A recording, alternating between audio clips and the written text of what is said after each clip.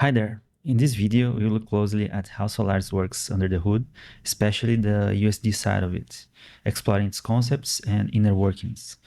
I'm making this video to answer many requests I've received about how to solve issues with Solaris and USD in general. I've seen many users struggling with Solaris and some even complaining about being traumatized by it.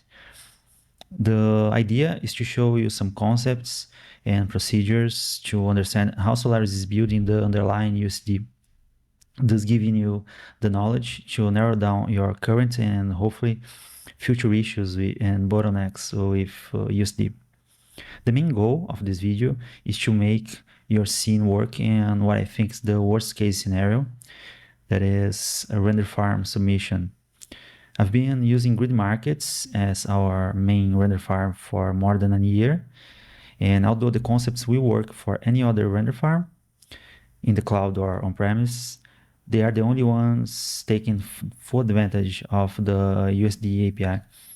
For me, that means fully automated submission setup with no missing files, no bad frames, significant time savings, and thus being, for me, the best render farm services available. And well, they are not sponsoring this video by any means, but I'm really honest about this statement, and I think it's better if I show you in practice what I mean by that. So here we have our submission scene file. This was a small advertisement project. It consisted of just 4 shots. 3 of them had 3 different layers. One layer with the crowd simulation and flag simulation, the second one with just the smoke simulation, and the third one with a shadow mate and ambient occlusion pass. And before I show you the rendered images, let me show you the process itself to see, so you can see how simple it is. This is a loader from our pipeline. It consists of just a wrapper around the sublayer file node. It has a lot of automations to get the files from the UI. So usually our flow is just to hit here to get the latest version of the USD layer. And it's important to state that the way we are building the USD layer for rendering, we are making a full agnostic, well, kind of agnostic USD scene, because it already has everything it needs to be rendered. So things like the camera, the resolution, the render path, it is already inside the USD file. So ideally, it would be just a matter of sending this to a render farm and render it. It's almost that. It's not there yet, but it's almost, and at least it's fully automated. I will show you how I had to build some workarounds. But after this, it's after I built this, it's fully automated. So it's just a matter after updating the layer. It's just a matter of hitting submit job. As you can see, I'm submitting the full length of the shot. I'm not submitting single frames for check-in, and I will show you in a bit that all my shots were rendered that way because it works every time. It's rock solid. We don't have any errors. We don't have missing files. This step is getting all the dependencies from the USD. So on the GridMarkets end, it's getting everything it needs to render the files. And since it's just relying on the data inside the USDs and their dependencies, we don't rely on things like plugins or custom HDAs that sometimes error out on render farm. So that's why I think USD is it gives us a very good pipeline. And this is just a matter of hitting save and continue. And here is some of the jobs that we submitted in the GridMarkets render farm, as you can see, they are always full length of the shot submissions. So we don't do single frame submissions anymore. Usually we do that just for the very first frame of the project, just to make sure everything is working as expected. But after that, we always submit the whole sequences. And as you can see, we don't have things like bad frames. We don't have things like errors because of missing files. So, well, it's rock solid on their end. And on our end, we are making sure that our USDs are watertight. So since since we have a lot of measures, as I just said, in place, we know that this process will happen every time. It will work as expected every single time. And that means that anyone that is submitting the file to the render farm won't lose hours for things like checking and submitting dependencies that weren't uploaded for some reason. That kind of thing that for us at least is in the past. We are now working on what I think is the future of rendering. So this is our process. Let me show you some of the shots that we rendered. So I think I have them open. Yeah, not all of them. Here is the crowd and flag simulations for one of the shots. Here we have the smoke with the crowd and the flags mating the smoke. And here we have kind of an old trick that is using ambient occlusion and a shadow pass, so the compositor would have everything he needed to integrate the CGI elements with the footage. And we did that because part of the shot was being lit indirectly, so we had to use this ambient occlusion trick because the shadow mate wasn't working as expected. Nevertheless, this is our workflow, and I hope, as you can see, is really fast, it's reliable, and I have to thank GridMarkets for that, because I think this could have been achieved by any render farm, but they were the only ones listening, and I've been talking to them for, I think, more than a year, and they are really trying their best to do the things that I've been requesting. Actually, they are doing far more than that, and that's why we have this kind of automation. So in the next part of this video, we'll go through all the aspects of inspecting and understanding how Solaris is actually building your USD. And on the next video, I will show you some ways to check your dependencies. I will give you some scripts, things like this, to make the automation, the process of submitting to the GridMarkets render farm fully automated, because right now it relies on this Karma render settings in place to do the submission. But this guy here is getting the information from the USD, and it's feeding here and here. So it's feeding things like the output picture here, it's feeding the camera, and it's feeding the frame range here. So, well, this is, I think, the only missing part that they will eventually integrate in their own submitter. But right now, this It's a simple script that makes this process fully automated, so you don't have to keep writing or changing everything every time you have a new file to or new uh, scene to submit. It's just a matter of getting the new layer and hitting submit.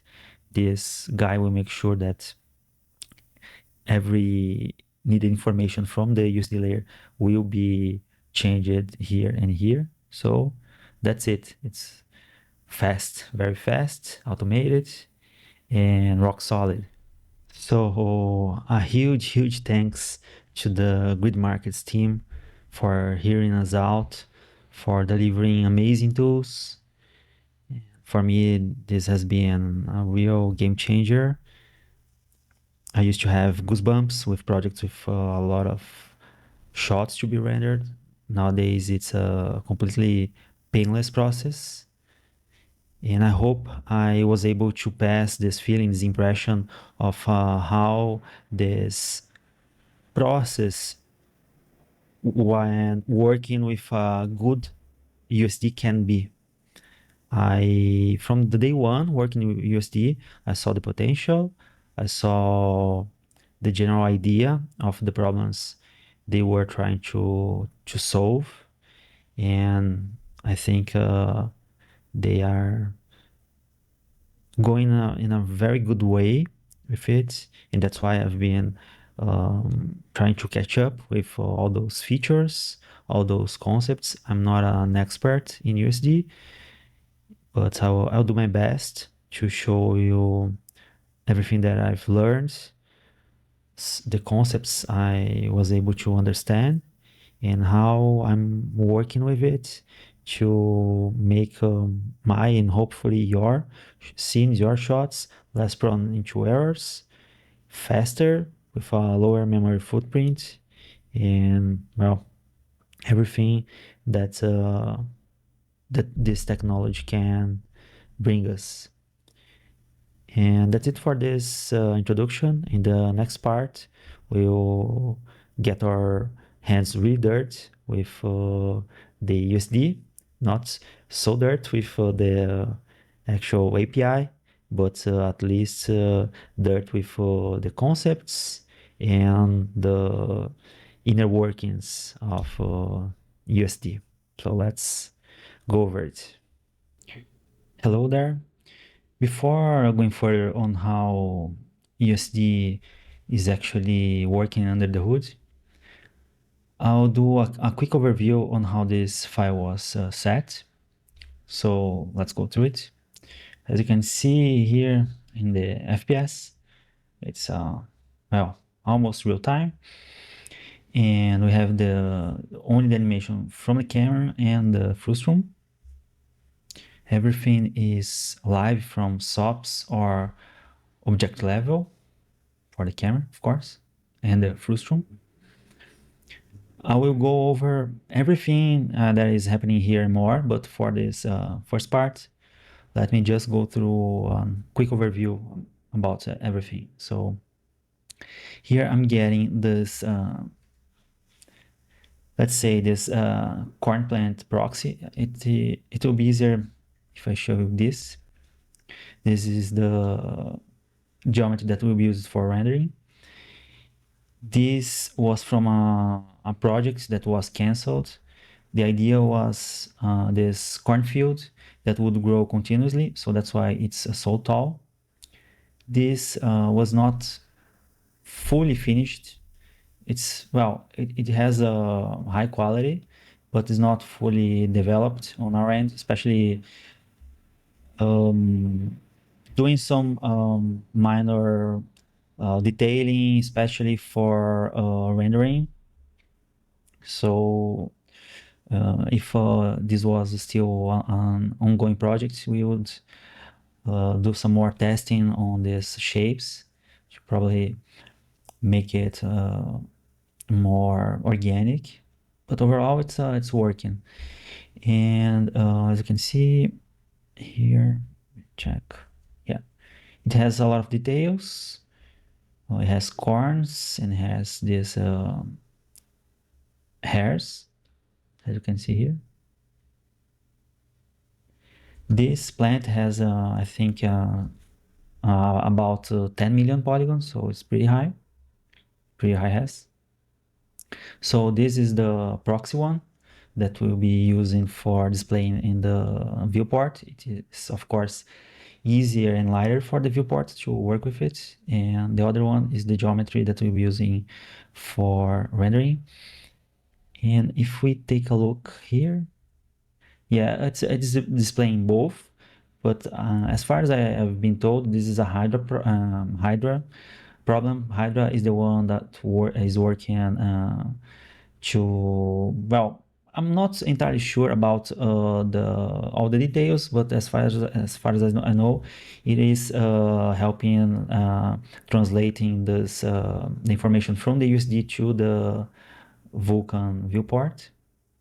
I'm not sure exactly all the details about it, but as far as I've been told, this is an issue, well, that goes, I think, a couple, at least, years back.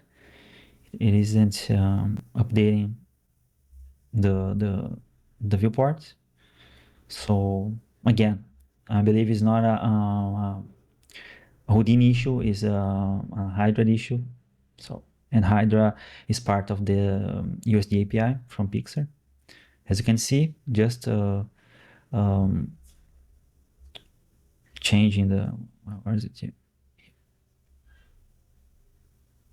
The display here.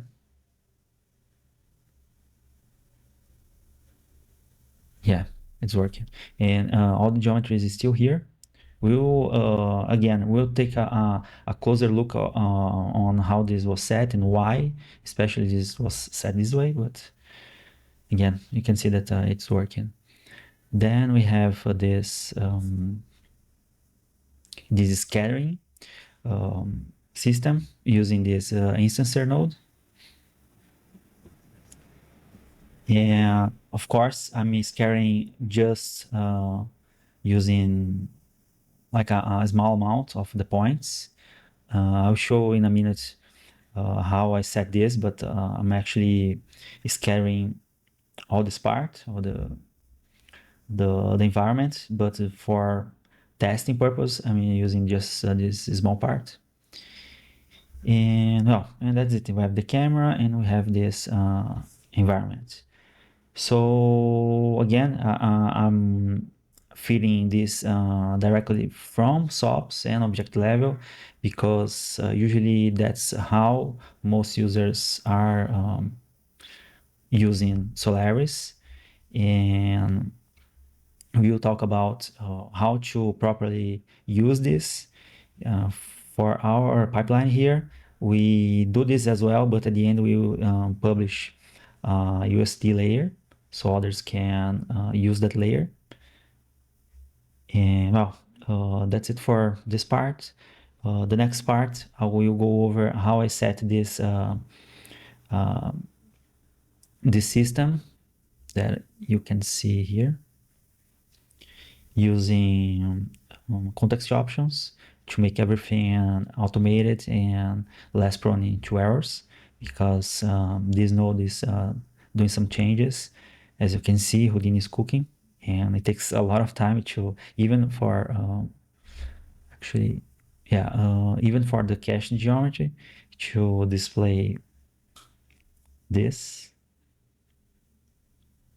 amount of geometry. And this geometry that I've cached, I'll take a look, but I don't think it has the full res geometry, just the proxy one. Yeah, this has just the proxy geometry, and you can see it's it takes a lot of time to display, to generate these instances. After that, it's well, it's fast, but again, this guy here is taking a lot of time. And as you can see, if we change the frame now, this guy is making everything very slow. We'll go over these and other issues that usually artists face when working with Solaris, and of course USD in general, and how to find It's not workarounds, but actually knowing how to deal with these things, because that's not an issue, but it is kind of a workflow that can be improved, so we can understand why this is happening, and of course after that how to deal with it in a better manner. So next, we'll go over this setup and what are context options and how to use those. So before we dig deeper into the technical aspects of USD, I must talk about the context options in Houdini. And this is very important, especially to make your workflow faster and more reliable. So as you can see in this tab here, inside this Solaris menu and this context option editor. Here are the default values for this variable. You don't need those, because if you don't set it here, it will use the global default. For number types of variables, it will use 0 as the default value. And for text, the empty string as the default value. So if you need a default different from those, then you must set it here. So why use that? It takes a lot of time to build this stage with a lot of instances. So if you don't need to see all of those copies, because maybe your camera is closer and you can do your lighting and shading, look dev and whatever, using just a small part of your copies, then using just this small part, it will make everything faster, from rendering to tumbling and change the camera view and the viewport. So that's the idea. And as you can see here, if I change this to this node, it already changed this, and now the viewport already updated. So if you take a closer look inside this node, you see that here I'm using this HQ variable or context option. So the idea is to use it as if it was a PDG or tops attribute. So you must use this at symbol before the name.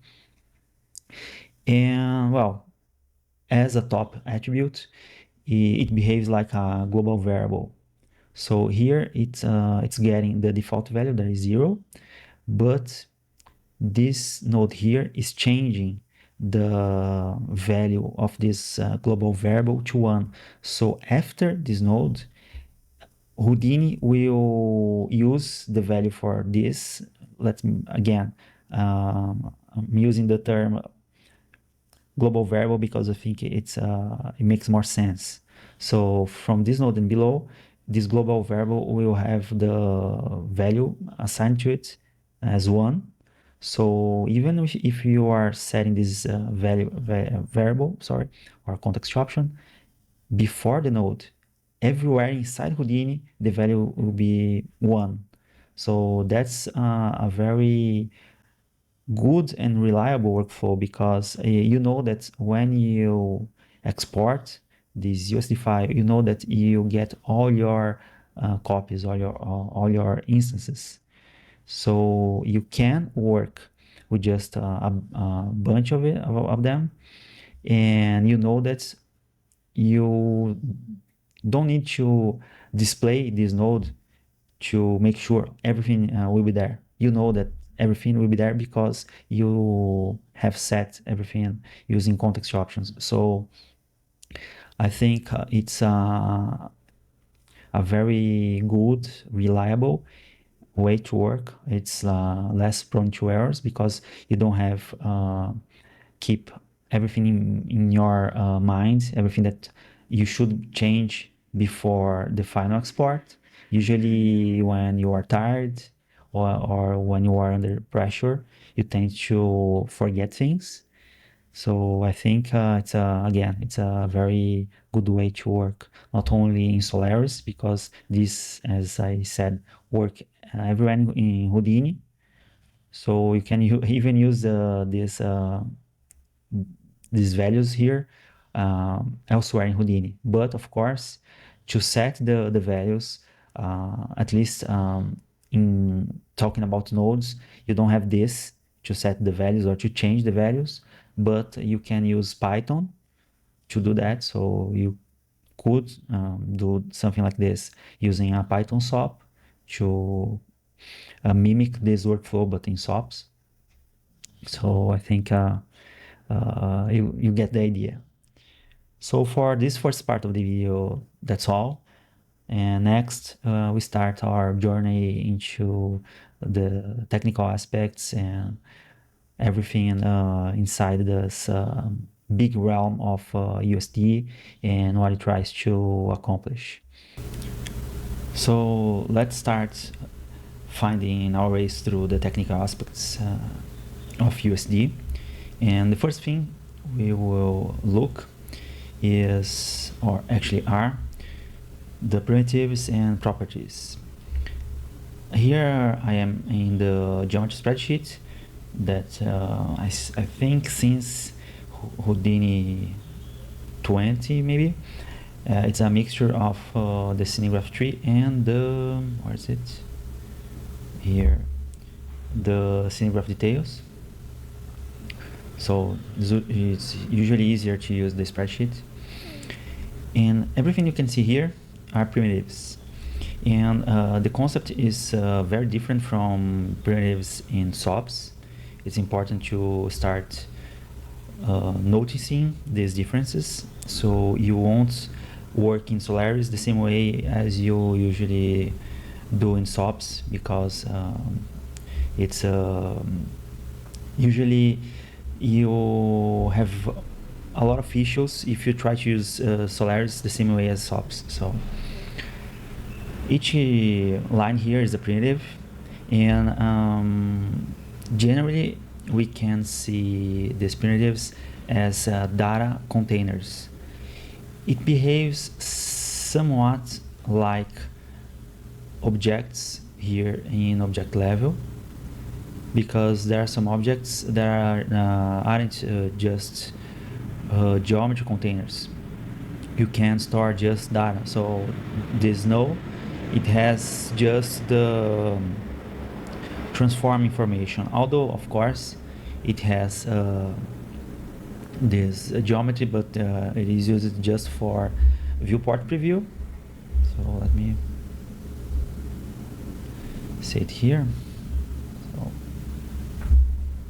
So this is just for viewport preview, but in a general sense it's used for storing transformation. But you can have some objects here that doesn't have transformations, or at least they are not intended to store transformation, but just to be used as data containers, or just for storing buttons to trigger pipeline automations. Like let me show you this one as an example, like this, I think, yeah, this guy here just has this icon, but the idea is to be used as a pipeline tool, not as a geometry storage, or as a parent for another object like this one. The camera is child of this guy here that has this animation, as you can see. Here the animation is in this guy here. Let me increase the scale.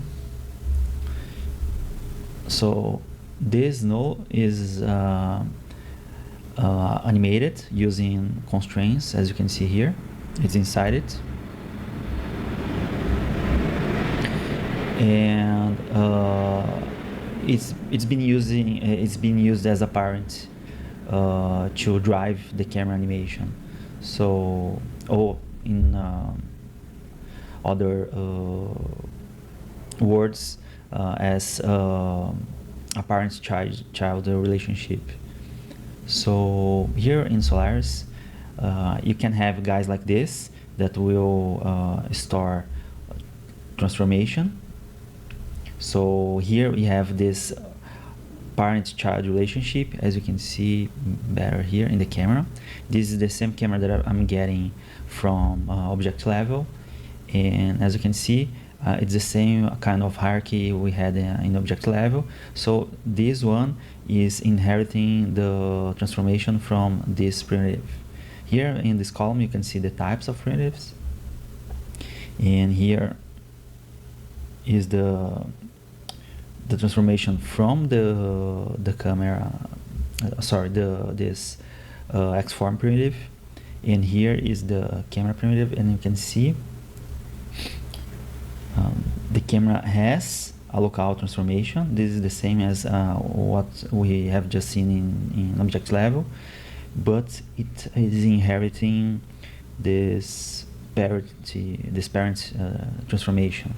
So again, this is a parent-child relationship, kind of relationship, and those are some kinds of primitives in Solaris, but in general they can be, or they can act just like data storage.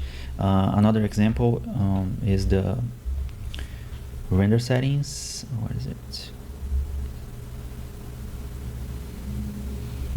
So this render settings, as you can see, it doesn't have a transformation, for now I'll say property, but it has a lot of other information. So, or in a general sense, it has a lot of data stored in it, and as you can see here, the primitive type is render settings. So again, you can have a lot of different types of primitives, each one having different properties and being used as different for different things. Like this one, another type. We will take a look at this later on. But as you can see, these are some of the types of primitives the USD API accepts. And what you can see in this right side, in the scene graph details, are properties. So we have, at least in the current state, two kinds of properties in USD: attributes and relationships. So all of these are attributes, and again, it's a different kind of attribute we can see in SOPs. We'll see in a minute how SOP attributes are translated here. So the local transformation and the parent transformation are types of attributes we are seeing here, but there are several other attributes, and we can create our own types of attributes here. So it's really broad what we can store in primitive in USD. So some are really important for us, like purpose that you see in a minute, like subdivision scheme that you can set as Catmull-Clark, that is different from this one. And I'm not sure what this one is for, but this is the one that you set when you want to render something as a subdivision surface. Usually you set this here. Let me show you. The default is known, but we set here, you can see it's Catmull-Clark right now. So that's it. And let's inspect some of these attributes before we take a look at the relationships. And here in this node, I'm setting this purpose attribute that you can see here. And I'm not sure. Let me see, corn plant proxy. So that attribute is being set here. Yeah, here. And as you can see in this guy, the purpose is set as default, And in this one, the purpose is set as proxy. That means that this guy will inherit this property or this attribute from this one. If we explicitly set the same attribute here, this one will take precedence from the parent. So keep that in mind, because if you explicitly set that, this I believe this is part of the opinions feature in USD, but I'll have to check if this is the case. But that's probably the case. So you can research about opinions, so you can have a better understanding of how these things work. But in a general sense, if you explicitly set some attribute in a primitive, it will override the same attribute in the parent or in the parents of that primitive. And what is this purpose for? Let me show you that here I'm setting this as proxy, and for this one, the high-res geo, I'm setting this. As you can see, it's already, Hydra has already updated the viewport. So this is set as render. That means that we can filter what you see in the viewport by this attribute. You can filter that here. Generally, when you render, it will, at least the default behavior is that to just render primitives that are set as render with the purpose as render or default. If you set some primitive as proxy or as a guide, it will be displayed only in the viewport. And as you can see again, for the Vulkan or OGL viewport, the render purpose is disabled, so we are not seeing that high-res geometry. But if we enable this here, we can see that here. As you can see, the viewport, I'm not sure it's visible in the recording, but the viewport is far slower with this high-res geometry turned on. So ideally, you would use this to have a better performance on the viewport. Another usage, not of the purpose, but for viewport attributes, is this guy here. Let me use with this one. So you can set the draw mode here as bounding box, and of course I must target the right primitive. Yeah. So now we see just the bounding box. As you can see, the viewport is far faster. And if we disable this guy, well, the viewport is lower. And you can imagine when you have thousands of copies of this, even if they are instances, it's hard for the viewport to display those. So using this is a good way to, or at least an alternative, as using proxies. For crowd simulations, for crowd agents in Solaris, I would use this because the crowd deformation is done in display or render time, so it takes a lot of computation power. Therefore, you wouldn't use a low-res geometry for crowds, because it would take some time to display as well, especially for thousands of agents. So showing your crowd agents as bounding boxes is far faster for you to set everything, position your lights,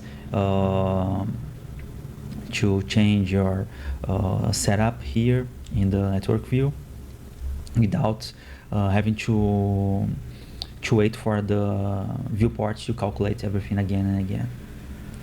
So these are some of the attributes, and the display, the draw mode, sorry, is here.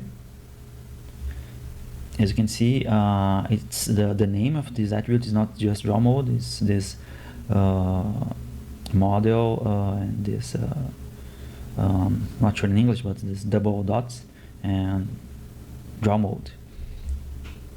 Another important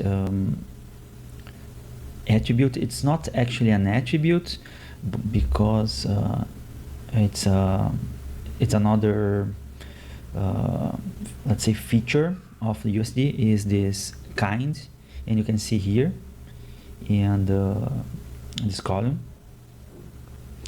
and we don't see the kind set here because, well, it's not an attribute, but it's an important feature, because if we turn this off,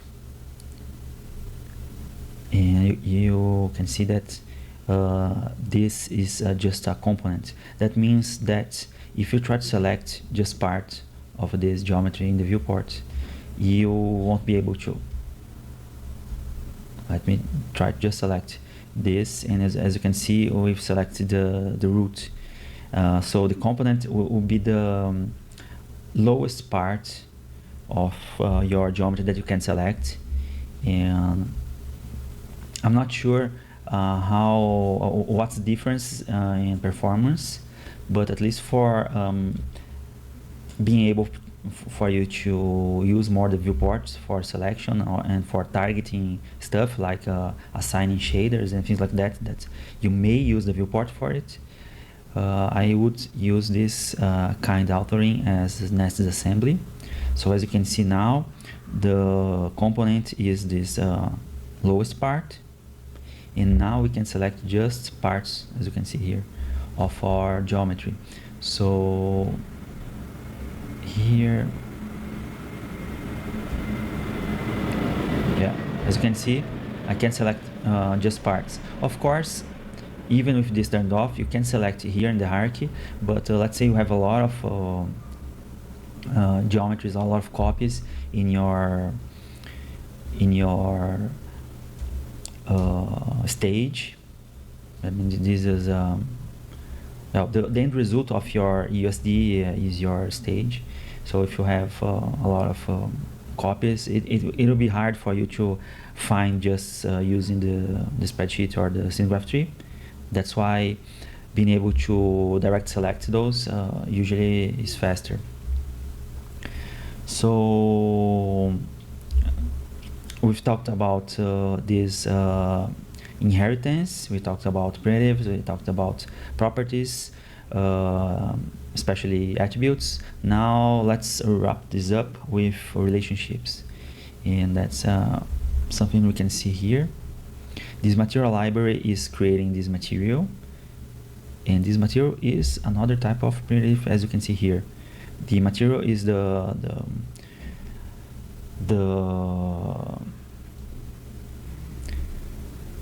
container of your shader nodes. It will result in a single material for your geometry for your USD primitive. Usually people maybe use the word shader for the material as well, but here, as you can see, it's different kinds of primitives, and we have this material and we have the geometry. And let me see, yeah, I've targeted this proxy mesh, this one, and here is the material assignment that I've done here. So this node, it's doing two things. It's creating the material and in the shaders, of course, of this material, and in other words, it's creating the material primitive, and this part here, it's assigning the material to this primitive, and in other words, it's creating a relationship between the material and this mesh primitive. And as you can see here, this guy is a relationship. So that's it for relationships. For instance, you can see another type of relationship like this. If we, yeah, If you set the camera here, you see that here in the render settings, I have two relationships here. The camera relationship that binds the camera to this render settings primitive. So this is the camera that will be used for rendering, unless you override that. And here are the render products. That means that these are the images that will be outputted from these render settings when you render it. Oh, I wouldn't have advised changing these names. I think even in the USD API, they expect this hierarchy, and especially for plugins like Arnold and Redshift, but even Karma, I would advise to keep this hierarchy. So I think that's all for now. Let me just one last thing. Yeah, here in the USD render node, as you can see, you can set which purposes it will be used for rendering. So if you enable this, you will see this in the render. Let me show you this in here in the viewport. So again, we're seeing just this proxy geometry, but if we hit render,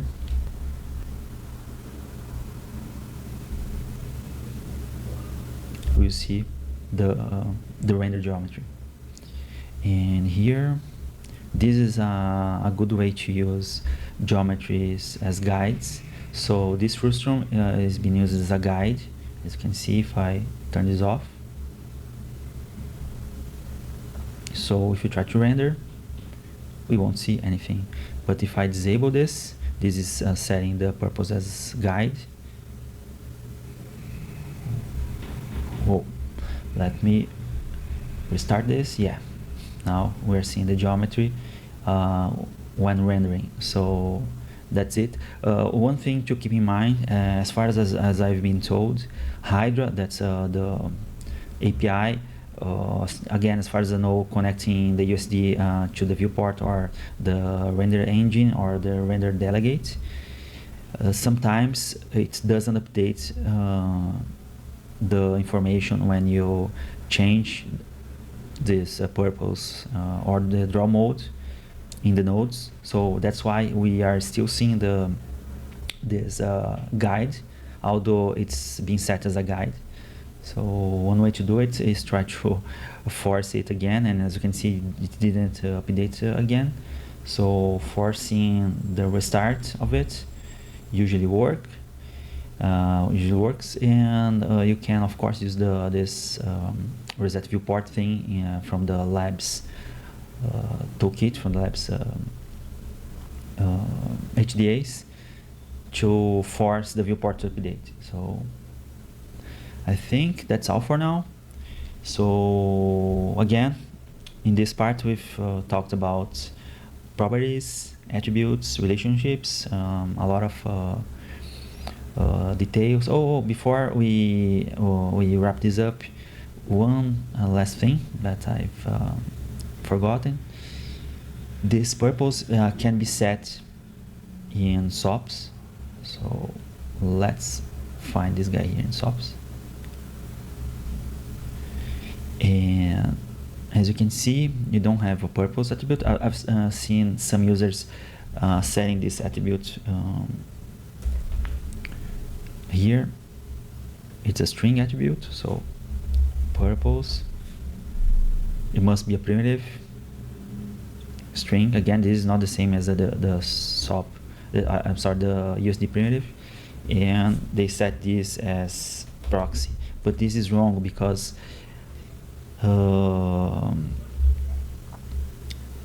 as you can see,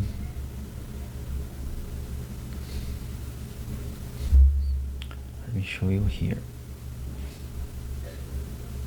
Yeah, I forgot to talk about this. The SOP attributes, they are converted into these prim vars type of attributes. So this is a kind of attributes, a kind of attribute in USD, and each type of SOP attribute will be converted as a print-var, even for global or detail attributes. So these USD attributes, they are not the same as detail attributes in SOPs. And I can show you here. If we change, let me show here. Yeah. And if we change, this as detail, as you can see, just the interpolation that will change. It's not being shown here because it will not interpolate this attribute or this print-var between samples, but if we change, it is still a print-var. So when I change to primitive, it will set interpolation as uniform. If we set as point, it will set the interpolation as vertex. So again, differences from SOP terms to USD. And if you use the attribute as a vertex, it will set the interpolation as faces varying. So again, SOP attributes are translated as print-vars. I hate the naming. Pixar uses for a lot of things, but who am I to complain, because they are giving us some tools that previously only the biggest studios would have. So USD, even for small teams, it makes a huge difference when you know how to use it. And again, SOP attributes converted as print-vars. So how to change the purpose here? Well, of course, Houdini and side effects uses a lot of custom attributes. So the SOP importer and other types of importers knows how to translate the information in a different manner. So to use this as this purpose USD attribute, you should change this as USD purpose. And you can see now it's set as proxy. If I disable this, if it was changed as default, keep in mind that it expects some exact values for this attribute. You can set as anything from your mind, like this. As you can see, I've set this as a with a different case for the P, and it didn't set. So that's a good thing from the side effects end, because they are already disabling the possibility for you to set the value of that attribute with a wrong value. So that's it. You should use the same types of values this purpose expects. So that's it. And let's wrap up this part. And next we'll talk about USD file types. Now let's talk about USD file types. USD is far from just being a file type, but it's actually a framework. But of course, in a daily basis, we are using the USD files.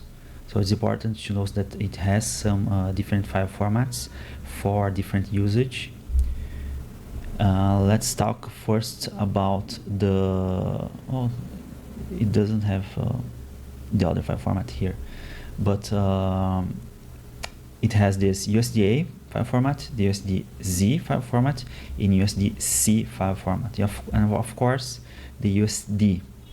I'm not sure why it's changed this, but let me show you here. So this one is binary. It's of course fast because it's machine language, So it's byte-wise, and it's formatted for the machine to read it, not for human readability. That's why it's fast and smaller. And this one, this USD, it's a text type of format. It's human readable.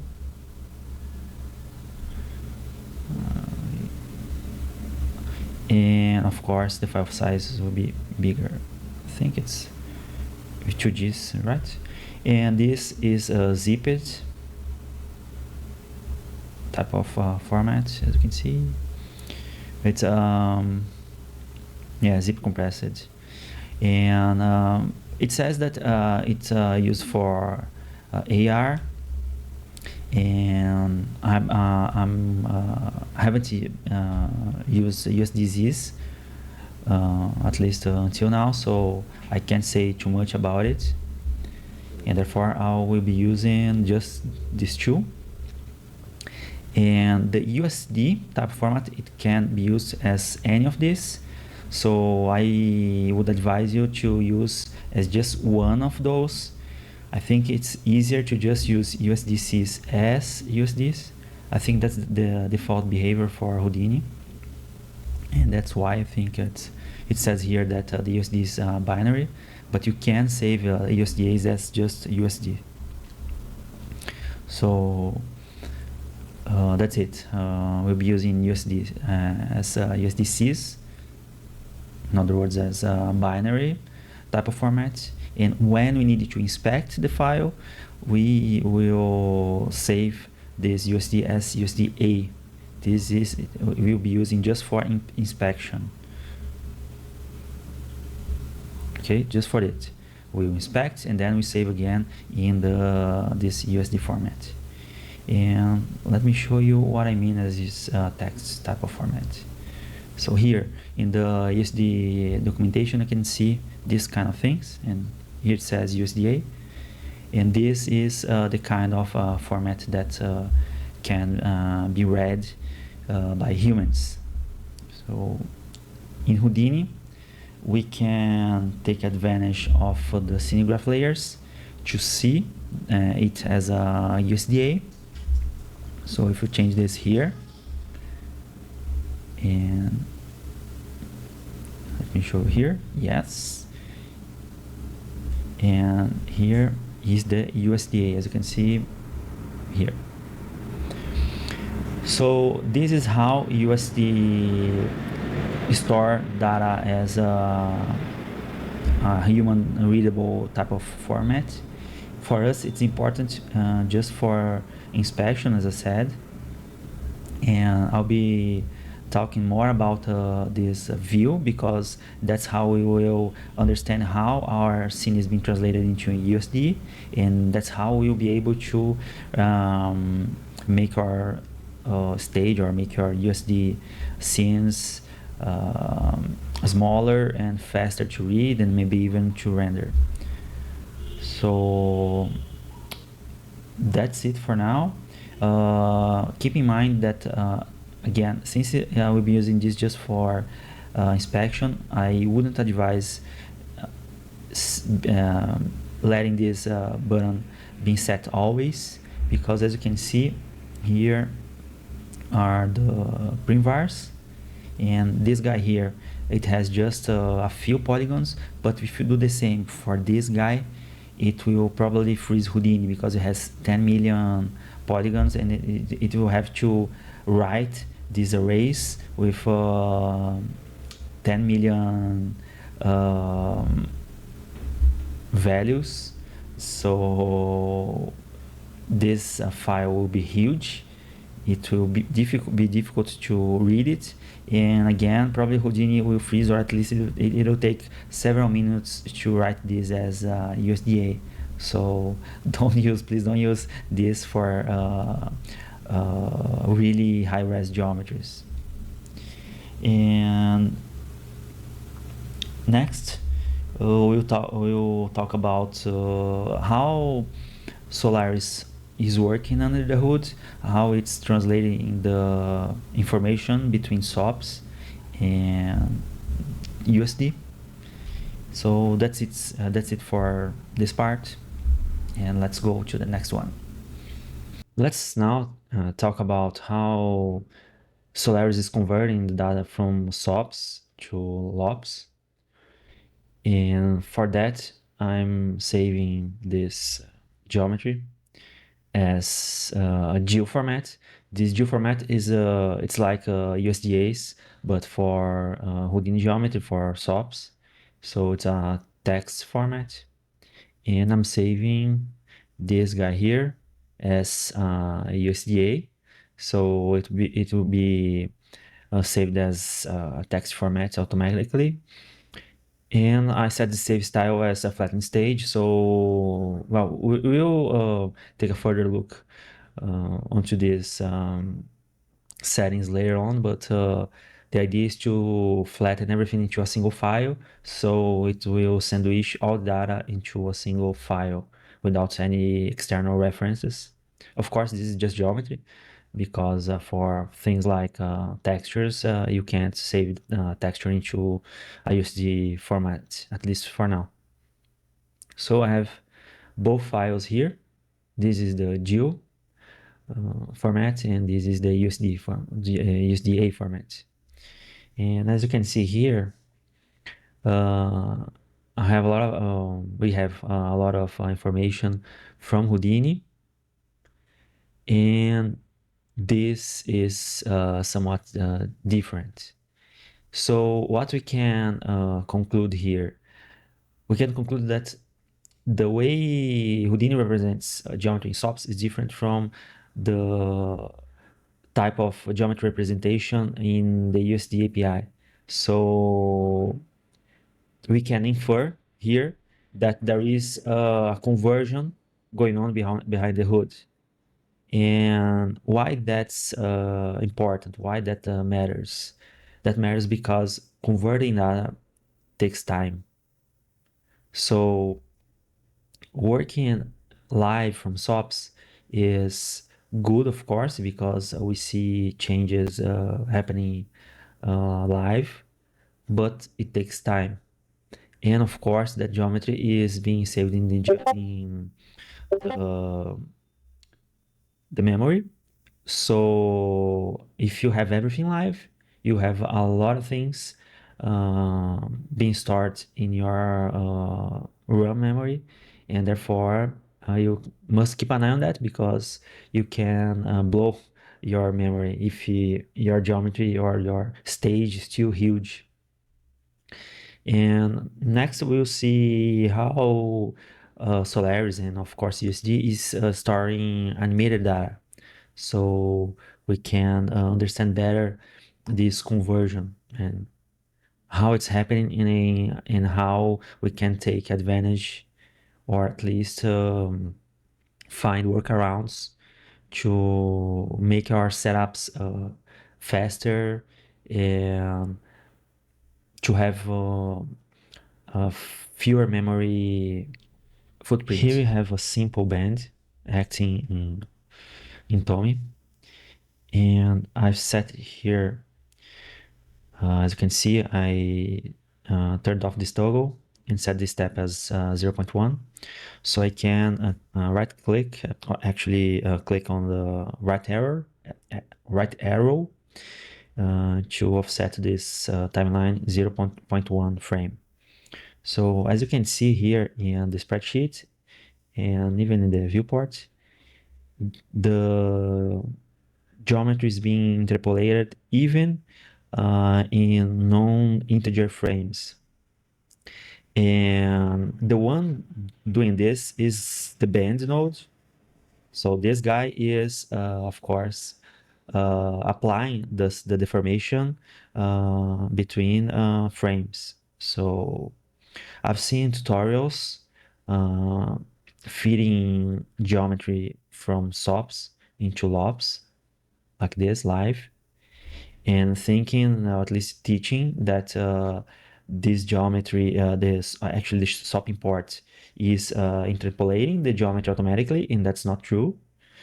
Because the geometry is being fed live from SOPs. So as you can see, we have geometry between frames. We have interpolated geometry between frames. And a side note, interpolation means in math terms, generating data between samples in general. So the idea is generating this data between frames that are usually our samples. And this guy is again getting the data live from SOPs. So the band SOP is the one doing the interpolation.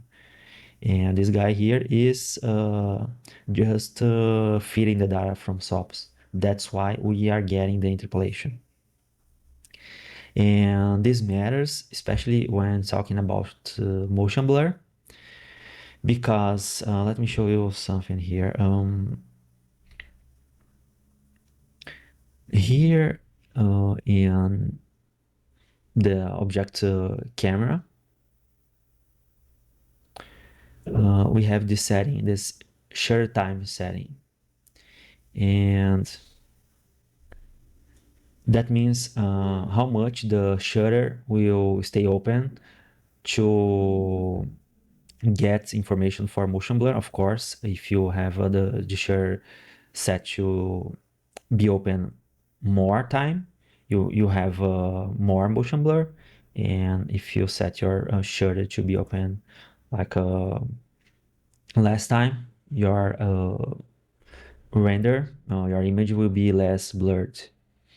I can't remember actually where we used to set the center of the, or at least when the shutter will open and close. In Solaris, this is set here, so it's kind of different.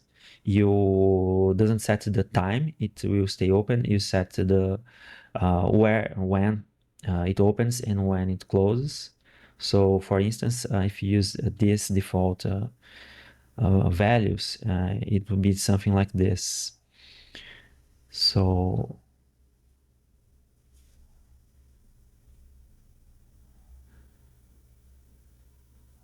it will actually is this. The default value sets the shutter to open at minus 0.25. And imagine you are rendering this frame 3. So it will open 3 minus 0.25. So this means like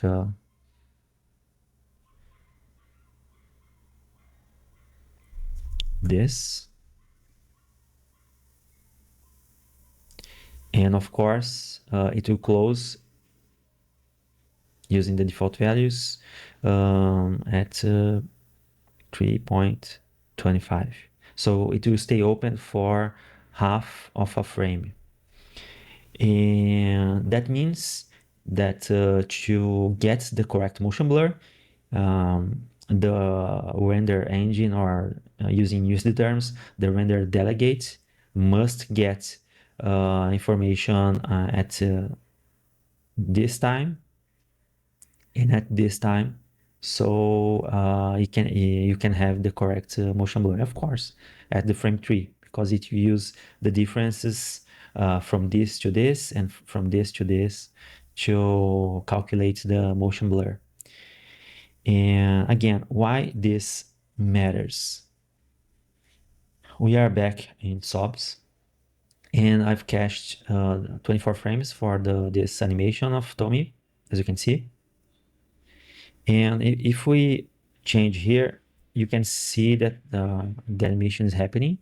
But if I start to change this floating point values of the frame, you can see that between an integer frame and another, we don't have any animation at all. So as you can see, I'm changing and we don't see anything on spreadsheets or in the viewport. So why that's happening? That's happening because we have single files, and Houdini doesn't know how to create these values between one file and the other file. So that's important because if you want to get the correct motion blur, you have to find a way to uh, fix somehow this issue. So as I was saying, if we are rendering frame 3 and we're using the default values for the camera in Solaris, and we go back to frame 2.75, we will have the same animation, the same values for the position and the deformation of the geometry. Therefore, we won't have any motion blur at all. That's why it's important. So what can we do to fix this? One way to fix is using the old time blend node that nowadays is just an alias for the retime node. And here it has this, where is it? Yeah, it has this node that will create the blend between one file and the other. So as you can see now, we have blending between the file, or in other words, we have interpolation. And now let's change this again. And let's go to Solaris to understand how it's converting this data. But for this, let me change. So just for simplicity, let me just actually something like this. Maybe add some division so you can at least see this deformation. Let's organize things a little better.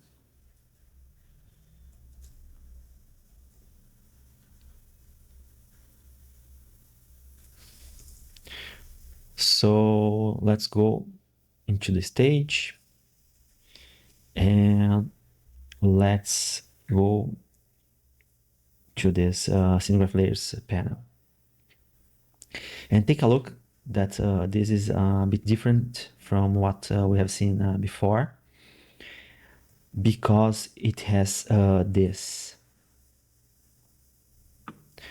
So USD record this animation as this thing called time samples.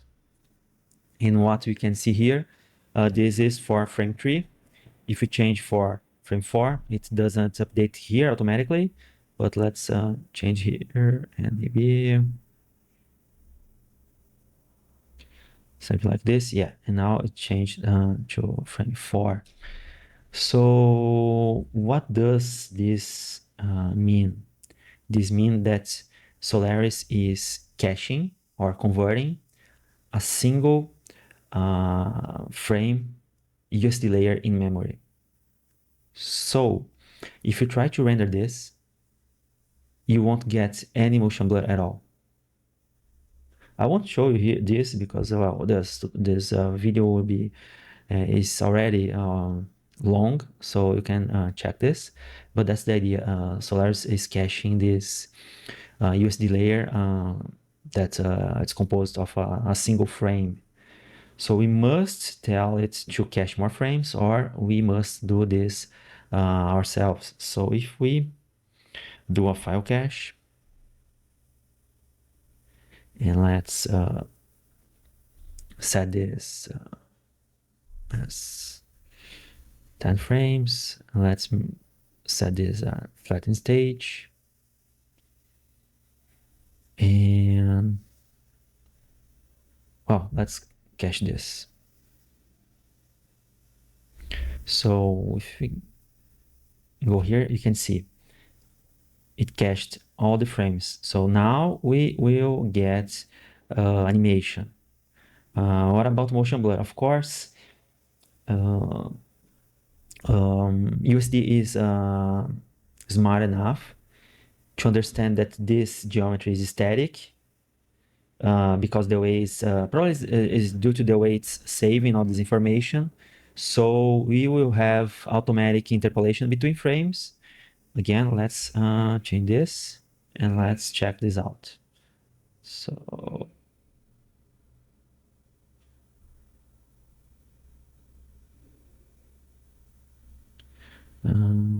here,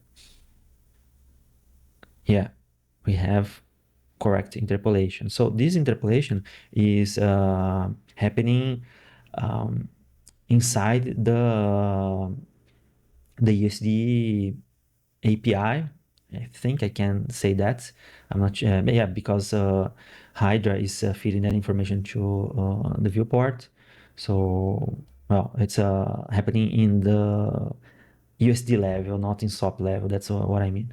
So we have the correct interpolation. Of course, if we have something like fluid simulation, and I've seen people feeding the fluid simulation live from SOPs, and the points being converted into mesh live from SOPs. Of course, you have interpolation because at some point, let me show what I mean.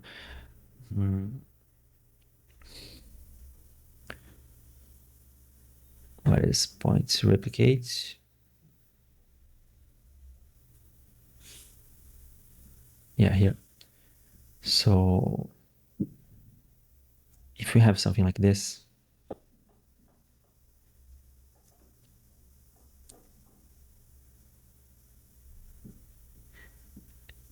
and we start to like increase the number of points,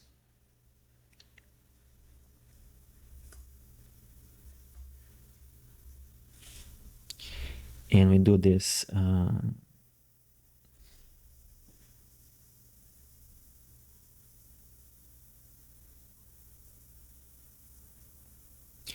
I think that's not the best way to do it. Yeah, that's not the best way to do it, because we don't have velocities. Let me hold on. Yeah, I set a simple flip setup here. So this is happening. Where is it? We want to compress it.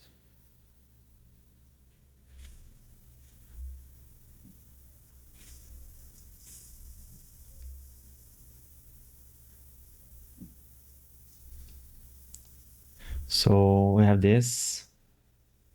Even though the particles are being, of course, created because we have emission here, we can have, as you can see, interpolation between frames. So of course, if we feed this directly into Solaris, we will have interpolation.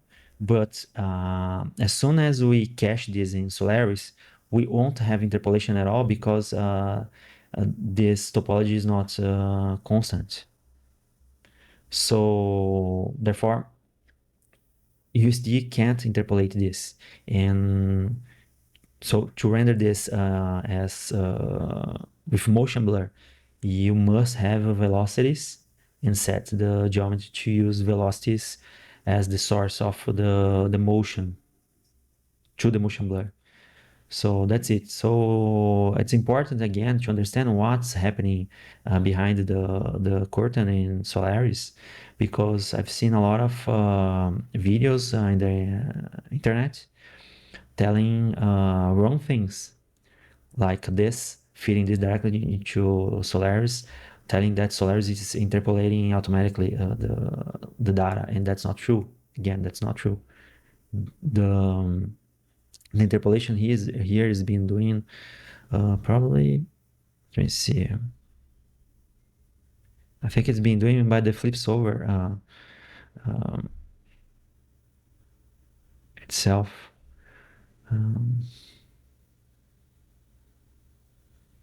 Yeah, I think the this DOP import it does the interpolation automatically. So that's it. And I think that's you can make sense out of this, so you can have a better understanding on how Solaris is actually uh, converting things between SOPs and ops. Sorry, between SOPs and the USD. So being aware of that, you can understand how to properly use motion blur in Solaris using any of the delegates that are supported here. One thing that you can use is this cache.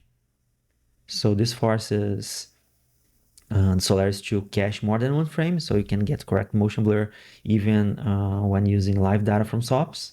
So this will create this USD layer in memory with more than one time sample, but I must say that I don't think that's a good way to work.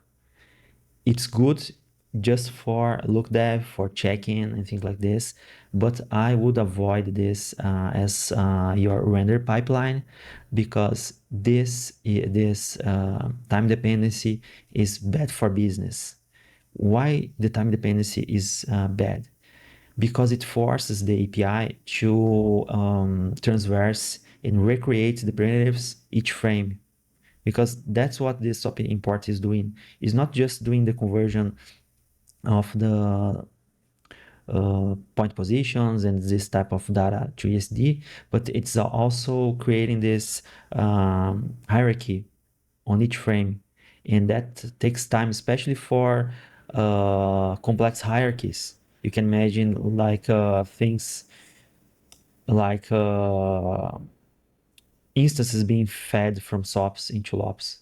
So you can have like thousands of primitives here in SOPs, in LOPs, and that takes a lot of time to convert. And when you force this node, you're not actually forcing, but when this node has time dependency, it will force the other nodes below it to be time dependent as well, and that will force all the nodes to redo its cooking mechanism each frame. So that's why when you do this file cache, as you can see here, you don't have time dependency, because this way it has just a single layer. That means a single, where is it? File cache one. This, it's a single. Wow, it's a single USD file that is being read, and with all the time samples in it. Therefore, it doesn't have time dependency, because all the information is already inside the USD file or the USD layer. You just have to interpolate or read a different time sample. So that's different from time dependency. Time dependency means that the node will have to rebuild this layer each frame. Again, I hope this makes sense, because it's very important. It's very important for you to understand that why this guy here has time dependency, and after caching, we don't have time dependency anymore. And that means that without time dependency, you have faster files to work with. And that makes a huge difference. And I'll show you later when we start to dig into this part of the file. But for now, I hope you can make some sense of why this has time dependency and this one hasn't. So some other things to be aware of when talking about USD conversion and animation. And one of those are USD sequences. Let me check where this is here. This guy here, this gel clip sequence. I won't go over this, but you can use this guy to save USD sequence. It's good when you have a lot of geometry, because it will split the geometry into think like a BGO sequence. but USD sequence. But it's not so simple. That's why you have a lot of parameters, because it will save the individual USD files, and it will save a lot of other files as well, like this manifest and this topology file. And at the end, it will wrap up everything into another USD file. So you get something like this. You have the final USD file, and this file will point to the USD sequence. It will point to the topology, and will point to the manifest. So again, this is not so simple, and why I'm showing this, it's so you to understand. Again, that's not so simple, but that you won't feed USD sequence into Solaris in the same way you would do in SOPs using a BGU sequence. You have this or this sequence, geometry sequence here. Let me show you what we can do with this here.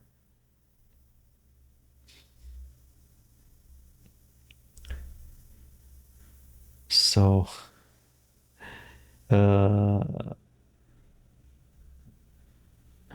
this guy here is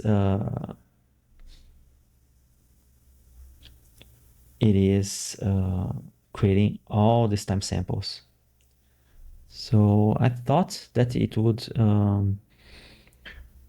point to the BGUs themselves, but oh no, it's just feeding the information into a SOP import. So yeah, and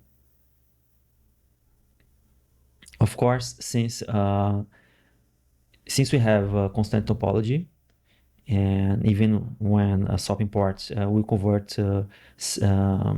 integer time samples when the USD is saved into disk, and you read it back.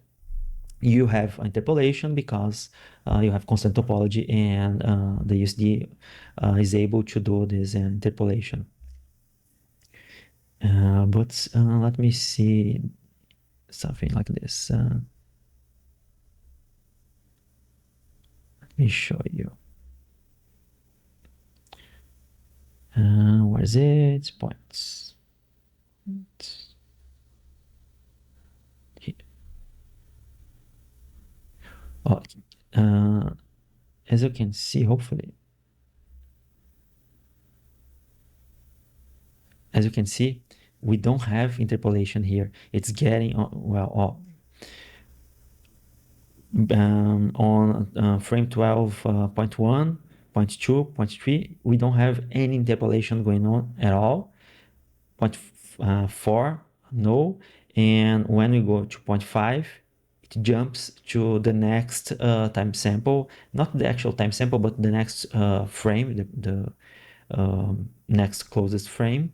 There is frame 13. So you can see no difference. That's because we are reading data live from the BGU sequence. Of course, if we unlock it here and add this time blend,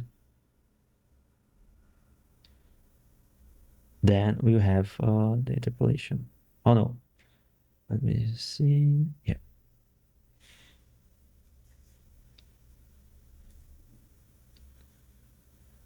So now we have the interpolation.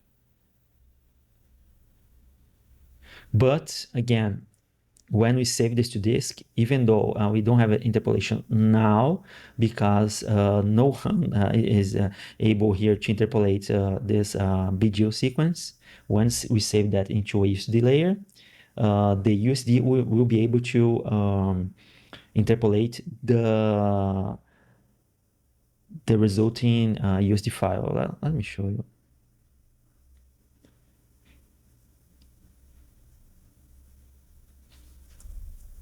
Tommy from video 4 frames. So if you save that to disk,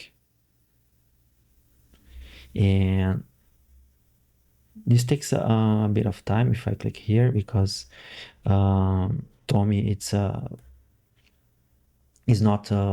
it has not a huge amount of polygons, but it's not just a few polygons. So this takes several seconds to generate the USDA. And as you can see, we have just integer time samples, but again, now we have correct interpolation, because USD is able to interpolate its own data. Here we can't interpolate because we are feeding data from the video sequence live to the USD layer, and there's no interpolation happening in the file. So, and that's something to be aware of. I talked about this gel clip sequence. If you need some help later on how to set this, just reach me out. One way to save big USD file or huge geometry in a single USD file is setting this option here, flush data after each frame. It will usually it stores all the data that you are saving to a single USD in memory. So all the frames in memory, it holds all this data in memory until it saves, until it finishes saving this USD. That's why for a huge amount of data or a lot of frames, you can blow up your memory. One way to avoid that is setting this, but you have bigger USD files. That's the thing. Setting this, you get bigger USD files, but less memory footprint, at least not for render, but for saving. And I think the best way is I'm not sure if it's the best way, but another way to do it is saving a USD sequence. It's maybe better in some sense that you'll be saving individual files. Therefore, it's faster to save these individual files than a huge USD file. It's faster for upload. A lot of USD files than a huge file usually, but you can check for yourself. Another thing that I want to talk about before we go into the next and final session of this video is another file formats. I've saved this, well, why it's complaining here?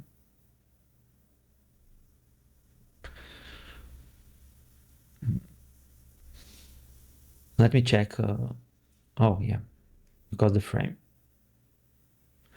Let me change this again. Oh, let me check this and I'll get back when it's fixed. Yeah, I'm not sure if it was just a permission problem happening.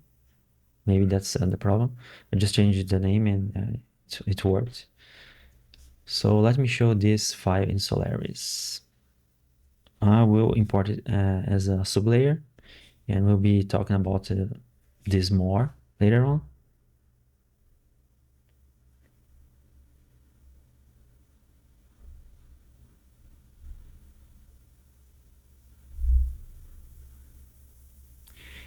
And this is the data.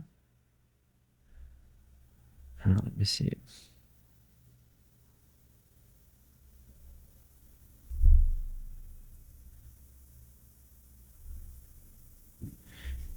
Yeah, I'm not sure how to show this here.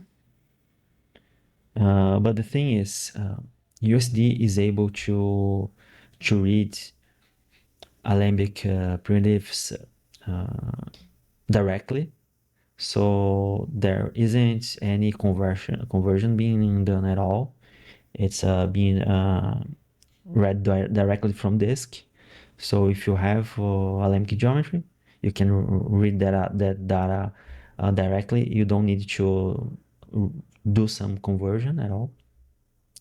So that's an important thing because I've seen a lot of users converting the data. Of course, if you need to change the hierarchy, well, you could just use a reference to change the hierarchy. So that's, and maybe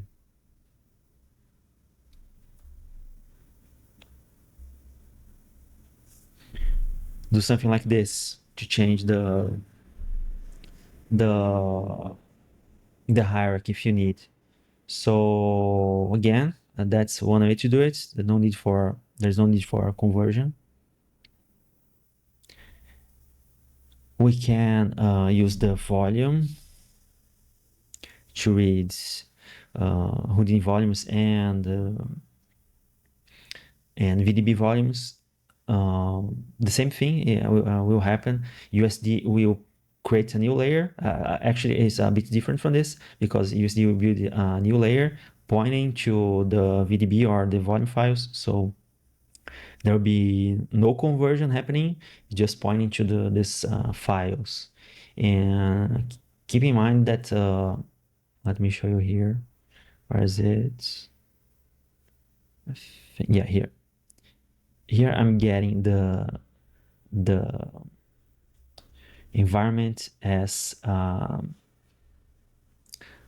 SDF, as you can see here. It's being read as a Houdini file asset, a field asset, I'm sorry.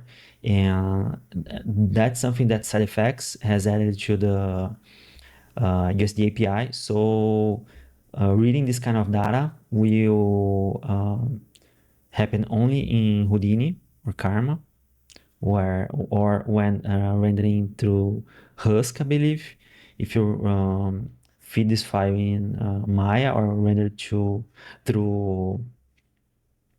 um, through the kicker from Arnold, I'm not sure if it will be able to read this. So that's something to check. But this is something that Pixar added to the API, the possibility to add different kinds of primitive types.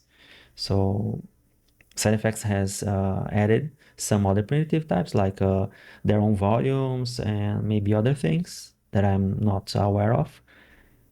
But this will happen. This will be read only in Houdini, even though it will be saved in the USD. It will be read only in Houdini because USD will be pointing to this uh, volume. It won't be converting this volume into a USD format. And we can see that maybe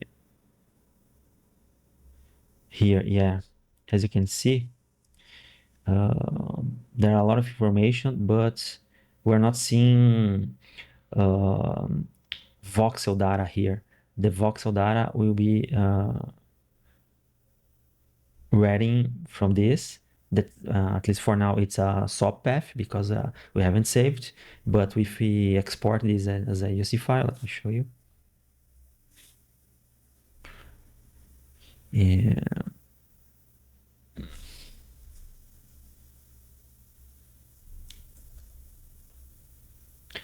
And SDF. Just check, I'll flatten everything and save to disk. And here, as you can see, it saved the volumes as something.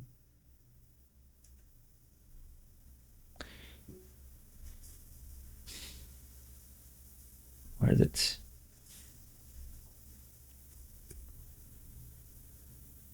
It saved the volumes as a BGU. So it will read the volumes from this BGU file. And if we sublayer this,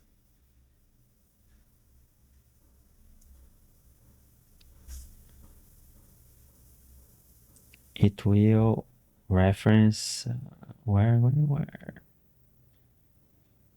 somewhere it will probably in the beginning. Let me find here. It's referencing the file on disk. So no conversion is being done at all, just pointing to that file. So keep in mind that for volumes and VDBs, USD doesn't have support for that internally. So it just points to that primitive, but that files to read those primitives. And that's it. So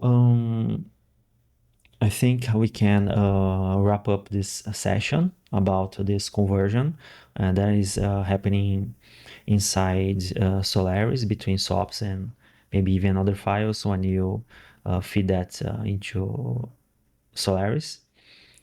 And hopefully this will help you to understand what's going on with your file, with your scene, with your stage. And therefore you'll be able to find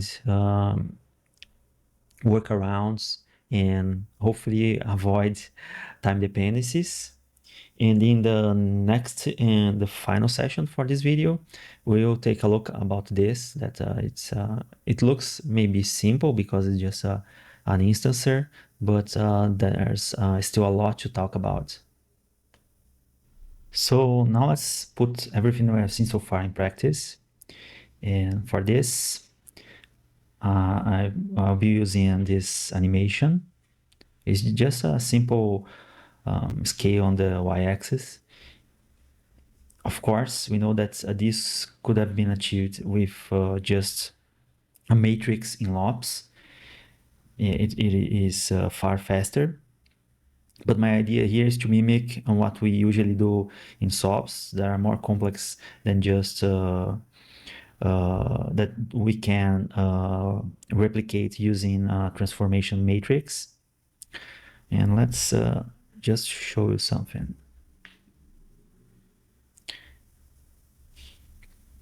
If we back this, we can see this matrix here. And you can see that it is the same animation, but it is represented by this single 4x4 matrix. Usually this can be done when we have our rigid body dynamics. But since I want to be more general, I'm setting this as a deformation. So we are changing the point position data. And let's go to the stage. And because of the animation, we have this time dependency icon set here. And this is very important because this will trigger this time dependency for every node below it. And that means that each node with this time dependency turned on, it will have to calculate the algorithm in the Pixar API that it is using, plus whatever side effects has done in the code as well.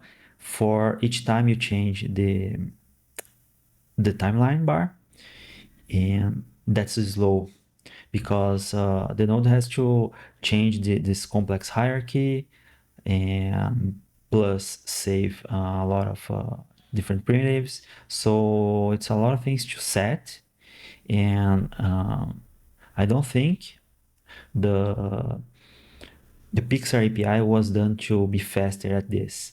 It's usually better for when you have this hierarchy constant. And we will take a look about the difference in a few minutes. So before we talk about the whys, let me talk about how we can avoid this time dependency, and the usual way to do it is by caching. So by using this file cache nodes. And well, and this is the file cache node I'll be using for the animated data. And I'm setting this save style as flattened stage, and I'm setting this flush data after each frame. And I've already cached it. So as you can see, we have the data, it's animated. So before going on, let me talk about why I've set this way. And to talk about this, I must talk about more in depth about the layers. So what are layers actually? Because as you can see here, we have uh, 3 layers in this node. So what are the layers? Because as you can see, and before going on, let me show what I did. If you click on this button or press D in this text badges UI, you can set it to just display part of the information, not everything, as the default.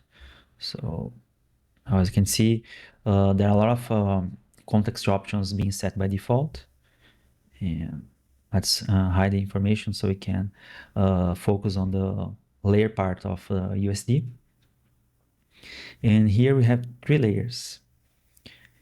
If we take a look at the scene graph layers tab, we can see that there are 2 layers coming from SOP geometry, from SOP data, as you can see here. And there is a 3rd layer that is being set from LOP data, or this overrides being set in LOPs. And these 2 are coming from the SOP import nodes, and this one has this, let's say, this address. And why not 4 layers, since we have 2 layers here and 2 here, but we have 3 layers. So why 3 and not 4?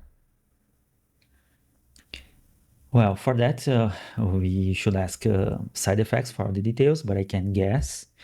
And my guess is, since usually SOP data are heavier than the data that we set here in LOPS, that are usually like attributes and overrides, that in the end there'll be attributes, relationships, and maybe changing hierarchies and things like that. But the heavier data are coming from other contexts, like SOPs, or like from COPs. So that's the reason I think side effects by default create these layers from the SOP imports and for the scene import nodes. And it creates this layer, and it starts a new layer after that. So that's why we have another layer set here. And Solaris is smart enough to merge the data from this overrides layer together. So if you see in this layer here, the USDA, you can see that it has the merged data from these both nodes here. So it has the purpose for the proxy geometry and for the render geometry. So the data here is being merged in a single layer. That's why you have 3 layers and not 4 layers. Of course, we can merge everything in a single layer. I will show you in a minute. But before that, take a look here in this root layer, that we have this unknown here, and what it means. So what are layers actually? Layers are USD files saved in memory or on disk. That's the general idea of a layer. And usually Pixar calls in-memory layers as anonymous layers. That's why we're seeing here. But as you can see, there are 4 layers here instead of the 3 we are seeing here in the network graph. And that's probably because side effects has to set some other data so Solaris can behave as it was intended to. That's why we're seeing more stuff here. But overall, here it's where we can inspect the layers that are being set in LOPS. And as you can see, these two are the layers that are being created from SOP data. And it's important to understand this because you can use things like this string to inspect your layers by code and maybe do some changes or do maybe some QC or things like that. That's what I'll show on the next video. Things like this, you can search by SOP data or COP data. So you can use these strings to understand what type of data you have in your inside your code and making some decisions by using this information from your layers. Another thing that can be done here is to set this layer safe path, as you can see here. Again, LOPS is creating this procedural USD. It's a procedural USD author. I think we may call Solaris that way. And therefore, since we are getting live data from a lot of parts of Houdini, we can set this layer save paths for the layers that will be created in the end. So if you have like this file cache or another, let me show you, USD ROP in general, save in your stage, you can set all the save paths for each layer that you are creating. So here you have everything in memory, but when you export it, you have all the layers saved in a custom location and merged together in the root layer. So they will behave as expected as some kind of references. And I'm not talking about the actual composition arc from USD. I'm talking about referencing files. So you wouldn't have the same data cached again and again. So that's why we can set this layer save paths. Let me show you something like this. If we, let's save just one frame and if we use the default behavior, here, let me change this as proxy.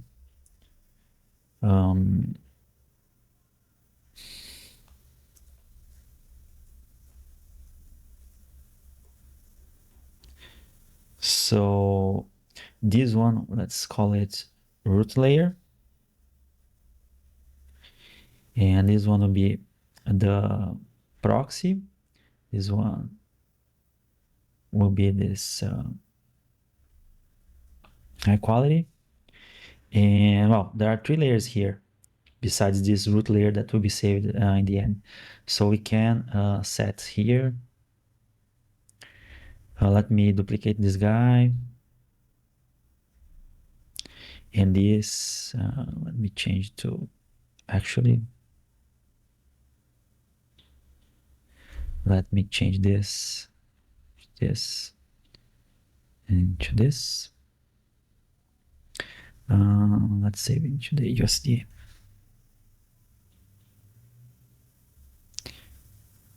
And USD.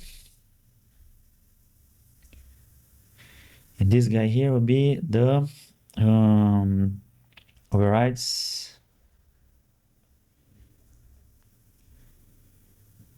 And this USD. So let's change the default. So let's inspect this here. And every layer has its own save path. So when you save this root layer, Each of these layers will be saved in its own path. Let me save this as a USDA so we can inspect that. So here we have all the layers that were saved. As you can see, the high quality is very heavy. The proxy one is lighter because it's supposed to be lighter, but the other ones are very light layers. And this USDA layer, the root layer, is what we are seeing here. So they are it is actually merging the layers by using this sublayering composition arc. That's a way of merging data. So the composition arc are ways of merging data from different layers in the USD terminology. So when you see here sublayers, that means that this data is being merged in this order. So if we have data in same paths down below, they will override the data from previous layers. So that's what this some of the things this sublayering composition arc method does. So again, we are referencing the other layers. We're not saving them again, and that's one of the reasons to set your save paths. But usually, what we do here in the studio is something like this. We usually save all the meaningful data from the same asset in a single USD layer. And please understand that this USD layer can be composed of USD sequence, something like this.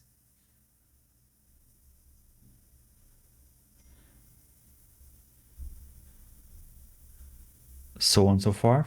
And all this the data from the sequences will be referenced in this layer. So we ended up having a single USD layer anyway. So having all the data in a single USD file on or with a file sequence. In the end, both ways we will behave as a single USD layer. So again, we usually save the geometry, the meaningful geometry from a single asset in a single USD, and then we get that data by referencing or sublayering, and then we add the materials, assign the materials, and then we save again this data as an assembly.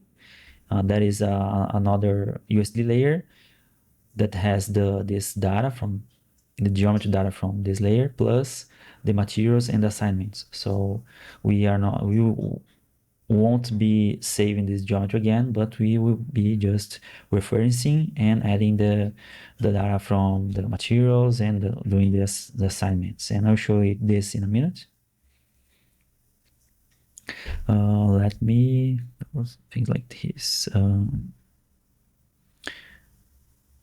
So something like this. Since we already have this root layer, you can imagine that we would be getting this geometry, and then assign the material. Let me assign it to the root, and then saving this again. Let's save this as an assembly.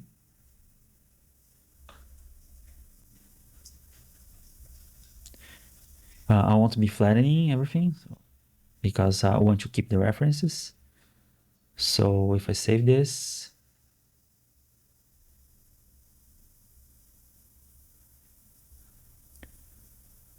as you can see, these are the information from the shaders, but we are referencing the layer with the geometry. So we are only adding the extra data, not saving the geometry again and again. That's I would say the way to work with USD. I think that's the way it's supposed to to work because it's faster, and you won't have this duplicated data. Of course, if you have references inside of references inside of references, that takes a lot of time to compose this hierarchy, because you have hierarchies coming from different layers. So Houdini will have to merge this data together by using these composition arcs, and you can take a look in the USD here, and these terms and concepts in the USD documentation to understand a little better the differences from each composition arc, what exactly each one does. But in a nutshell, there are ways of merging the data and understand what is supposed to be kept, what is supposed to be uh, let's say overridden by the other layers. The data on the disk are not changed. It's just the remaining stage here that will be changed. So, well, take a look at the docs, please. And well, that's usually the way you work. And so what I would do is, instead of setting the save paths, I would do something like this, like flattening all the data in a single USD layer. And if I set this to flatten and we save this without flatten stage, this is a single layer, and this will save a root layer, so we would ending up having two layers. So if you want to sandwich everything here in a single USD layer, we don't need this. Of course, we can leave this on, but we need to set flatten stage here in the root layer that will be saved in this USD ROP. So that's why I'm setting here as flatten stage. And the last thing is this flush data after each frame. That means that Houdini won't do the usual way of saving layers, that is caching all the data in memory before saving. Why it caches all the data in memory? Because I believe it can do some kind of improvement to the cache geometry. Therefore, it will be lighter. So when we set this on, we will have heavier data saved on disk, but we won't need to cache all this data in memory first. So probably the saving will be longer, but we won't flood all your memory with heavy data. And that's one way of avoiding a crash when you need to cache heavy geometry. Another way would be by saving a USD sequence, but that's not in the scope of this video. That is already long. So that's why I'm setting this. And with this, I can save this to disk and cache all this geometry in a single USD layer, a single USD file. And let me show you this.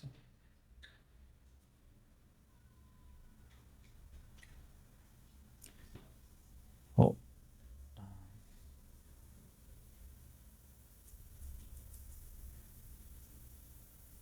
And as you can see, we have everything in a single USD file. It's a huge file, but we have, again, a single layer with all the data sandwiched or merged together or flattened together in this file. So with that, I think I can wrap up this section. And next, we will talk again about time dependency and further inspect what the instancer is doing with the cache data. I thought I finished the last session, but there's one more thing that I need to show you before continuing, and I think that's very relevant. That's why I'm postponing the end of this session.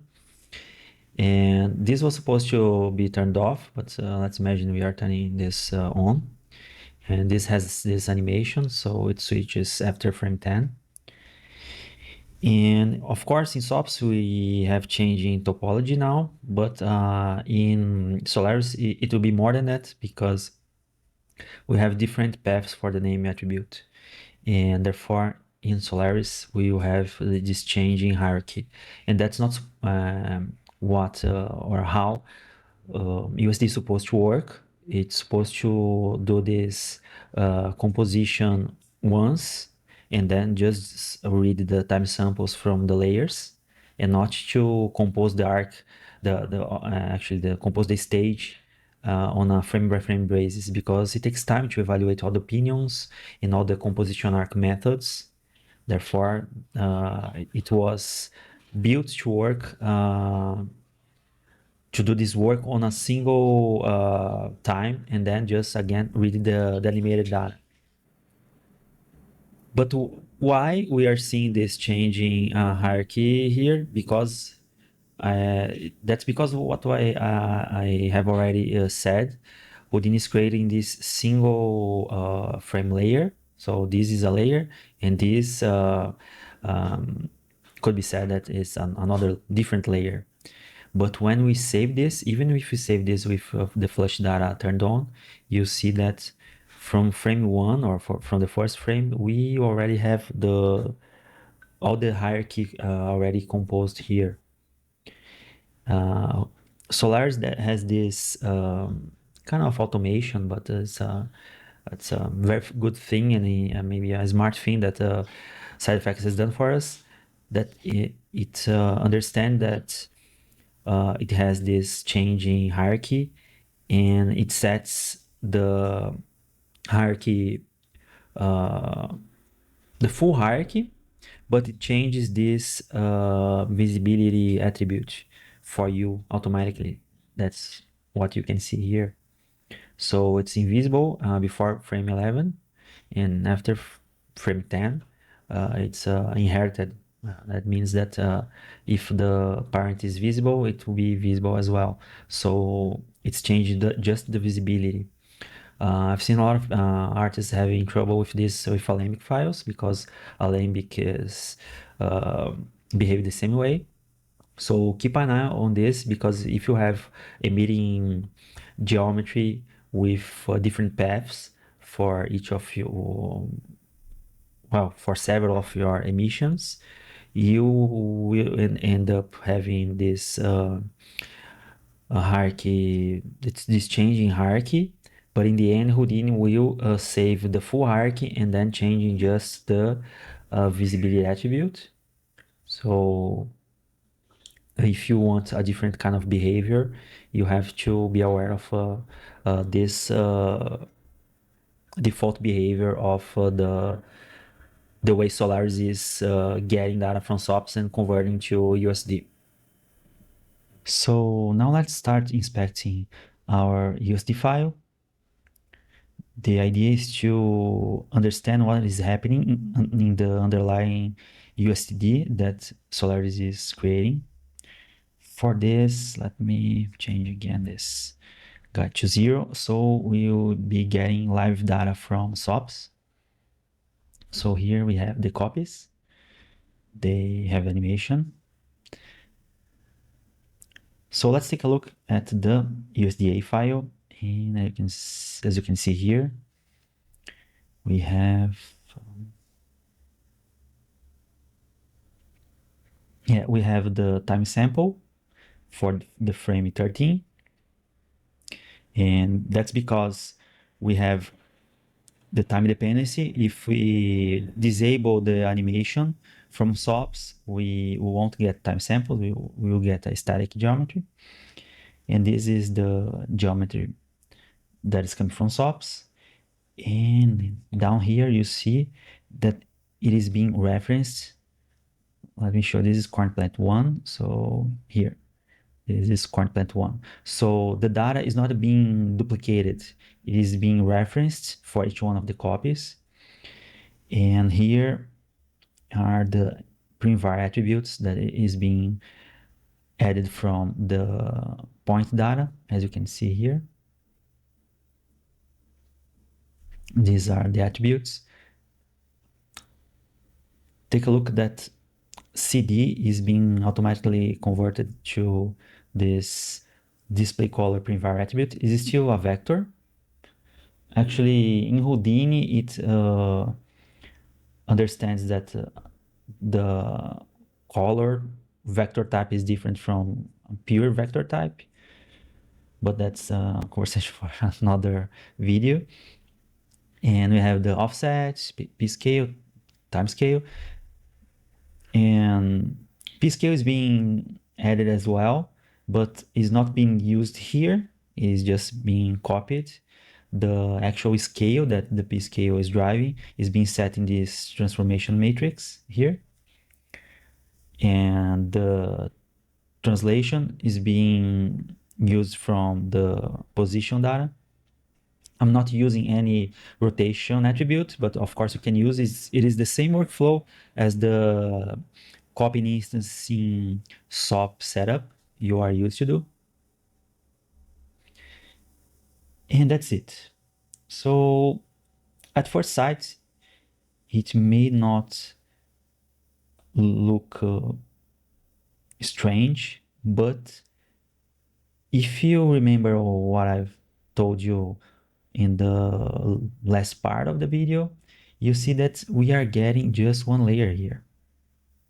And here we have one layer that we are flattening here. I've disabled this node, take a look, because I don't want to see this high quality data, because well, it's to freeze Houdini, as I told you. And this guy, it is probably creating another layer. So, but we just see here one layer. So why is that? Why is not referencing this previous layer and adding another one on top of this, like we saw here? Here we have one layer, and this one is adding another one, so we have two layers. Why this is not happening the same way? Why we are caching the data again? Because that's what's happening. We are flattening everything. And it's easier to see if we change for the cached data, the cached input. So let me change this to 1. So you feed the data from this node here. Let me show you. Where is it? Here. As you can see, the data has animation and it's there. And if we use that data to drive the instances, you still see that we have the same thing set here. We have just one layer. Of course, now I have all the time samples, but we still have only one frame, and we are caching the same data that was already cached here again. So why is that? Why we are flattening the stage again just by using this copy to points setup in LOPS? The thing is, this file cache node and the SOP import, they are feeding the data in the stage using this sublayering composition arc method. And when sublayering, you are getting the full hierarchy and you can't change that. The only way to change that, like this, using this graph branches tool, is by breaking the connection with the previous layer and caching this again. So as you can see, if you take a look at this guy, you'll see the same thing as we saw in the instancing. We are caching the data again just by using this graph branches stage, this graph stages node. That's different, for instance, like this material library, where, as you can see, and I showed you previously, that we are just adding the extra data and referencing the other layers. So we are not duplicating data. And another thing here is when we save this assembly, that is here, since it's referencing these 4 layers, if someone overrides these layers, anyone that is reading this assembly layer, it will get all the changes live. But when we break the connection, we won't get those changes. And when I say changes, you don't even need to have Houdini opened here, because these 4 layers are being referenced here. And by referenced, I mean, I don't mean the composition arc method, but these layers are linked here, actually.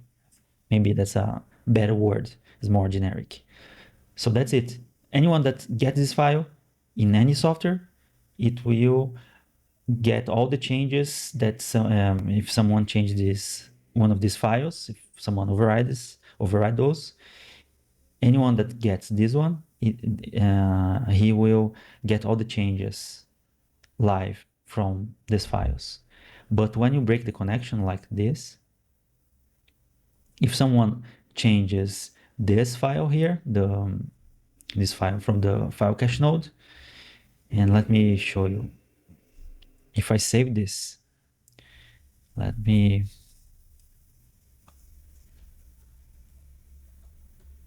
if I save this guy here,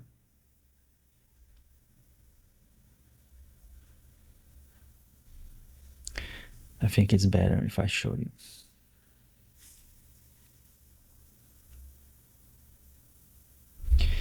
And this graph stage, it doesn't have any link to any other USD layer. So if someone changes this file cache, we won't get the changes here. That's the idea. So that's bad for a pipeline, because if you need that some change or some changes are propagated when someone overrides a file, you need these links. And therefore, when you use these graph branches, you are kind of acting against this USD premises, this USD idea of linked files. Of course, you can do that. SideFX has provided us with this kind of workflow. Sometimes it's the only way for doing something or some things. But in a general pipeline, I don't think that's a wise choice to make. So why this guy is flattening the stage? And it's all related to the sublayering composition arc, because again, you can't change the hierarchy with when sublayering. And since the instance setup, it needs the primitive to be in this hierarchy, in this prototypes hierarchy, it will change the hierarchy again from this to this here. And the only way to do this is the same as these graph stages or graph branches they do. And therefore, since you have to break this sublayering composition arc, the only way to do that is to flatten the stage and therefore caching it again. Another way to do this, kind of a workaround, is by feeding the data into the first input. And the difference is, in the first input, you have the stage. So everything that is coming from the first input won't be changed, or at least won't be broken apart. So when this instancer is set to get the data from the first input, it will still use this prototypes hierarchy, but the difference is it will reference here this primitive.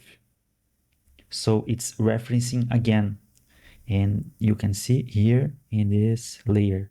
So now we have two layers, as you can see, one coming from here and another one being set from this instancer node, and it is creating this, what is it? These prototypes, as you can see. But the prototypes is the prototype actually hierarchy is not being created again and being cached again. It's just a reference for primitive that is already in the stage. I hope that makes sense. It is just getting the primitive that is in the stage. It's different from here that is changing the stage, therefore breaking the connection. Here is not breaking the connection, it's just creating another connection to a primitive that is already in the stage. So when you take a look at the stage again, you see that it changed the visibility for this primitive because we want to see the copies, not this one. Of course, we can change it back again. And it is setting this prototypes primitive or group to be invisible as well because we want to see just the copies. And the prototypes here is a reference, and as you can see, this is green because it's being referenced. And the reference composition arc means, among other things, that you can get one primitive at one path and, let's say, copy that hierarchy into another path. You can't change everything. I will show you here.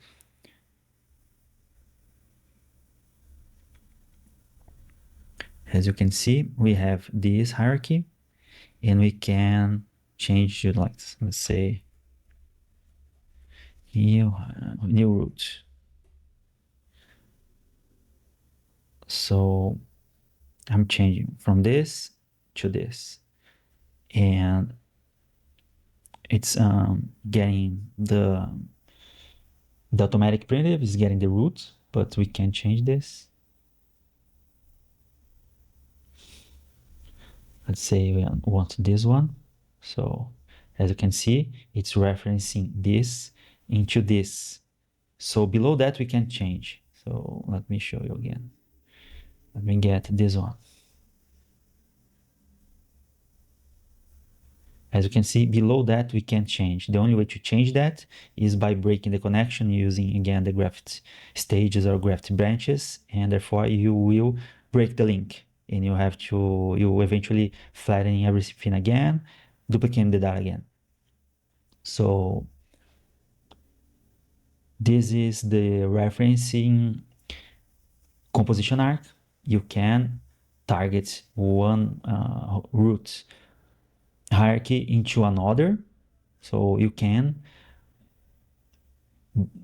change parts of the hierarchy, but you can't change everything. So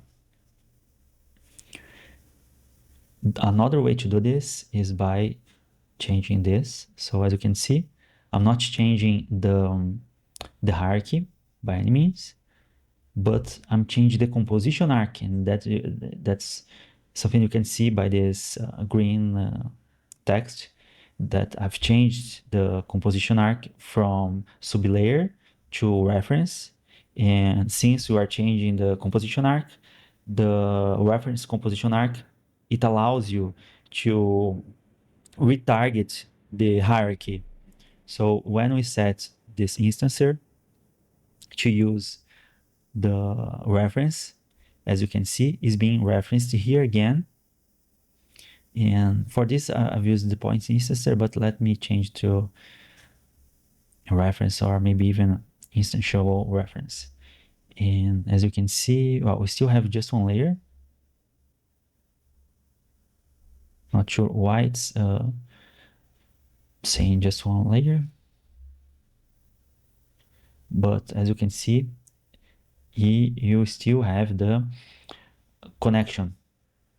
So here's the cache. Here's the referenced layer, and here is the instances. And by instances, I'm not meaning that they are actually instances. In this case, they are, but I'm saying there's the copies. And as you can see, where is it? Here, the prototype is referencing a file on disk, so you're not baking the data again. That's very meaningful. It's very important because you can imagine when you have a lot of geometry being fed from SOPs, what can uh, the level of impact it can have on your workflow. It will make your file transfers very slow, and you have to every time send the same data maybe again and again. And that's why I said that USD is complex, and knowing how it works, it will make you more prepared to find workarounds and find better workflows so you can work faster. And this is, I think, the best workaround for me, I believe, is the workaround we are using at the studio. I already told side effects about this. They still inspecting to see if they maybe set a toggle to inside the code of this node. They can mimic this behavior, so you wouldn't need this workflow. But if you get the idea, you can find one of these workarounds, and that's it. I think that's the way to work with this. And before we wrap up this, because I think that's the most difficult part, and then we can go to the final session of this video.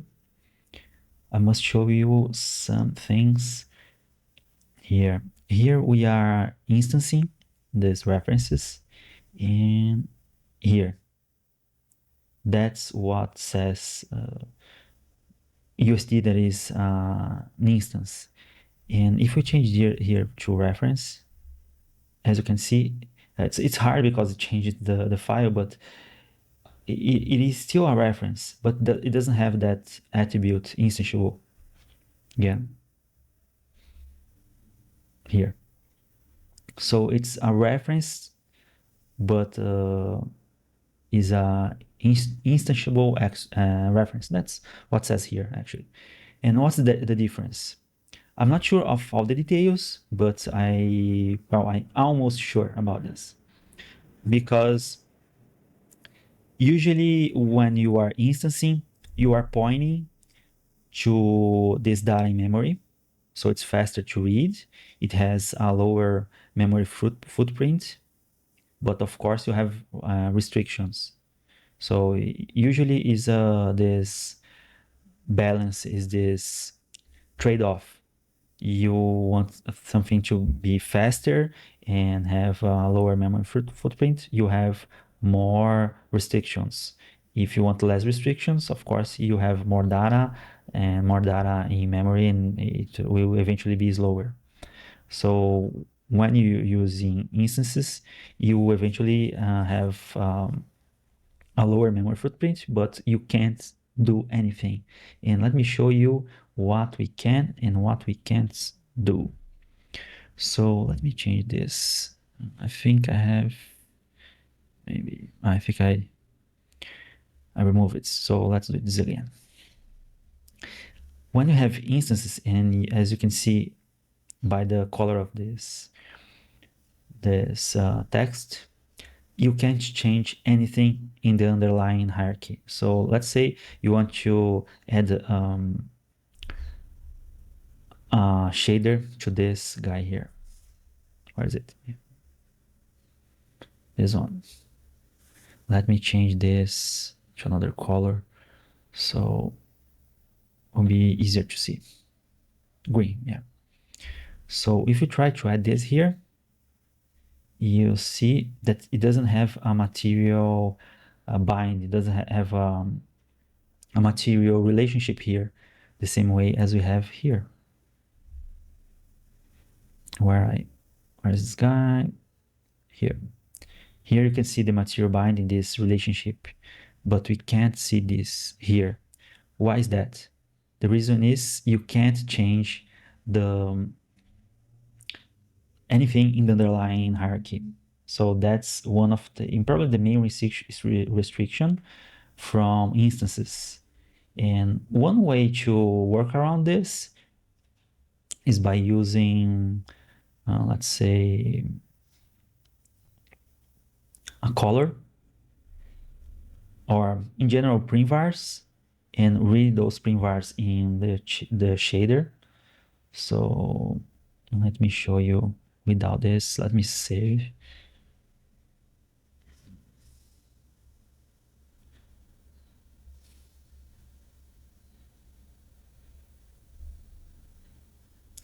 This is, of course, a bit slow even with the instances because the data is very heavy, the render data. So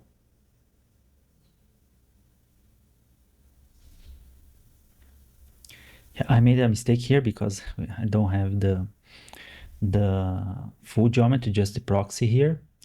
So let me change this. That's why I'm not getting anything in the render, because this geometry is just the proxy one. So let me change this to this. So I'm using this one, and this guy has the full geometry. Yeah, now I have it. The default shader, it will get this display color printvar attribute if we set it. But let me change this to this.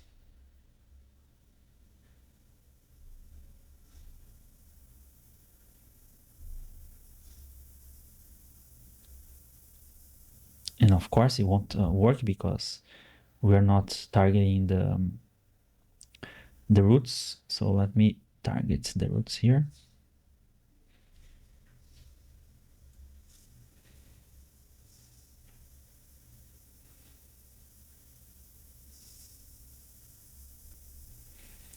It's very heavy, this, so probably I'll change to make it faster. But as you can see, when we target the root, this one, we can assign the shader, can assign the material, as you can see here, but we can't for the internal parts of the geometry. So let me change this so we can iterate faster, because the idea here is not to show this complex data, but to show how to handle this. And for this, let me set this, and I'll change it again to the default as an override, and let me cache again.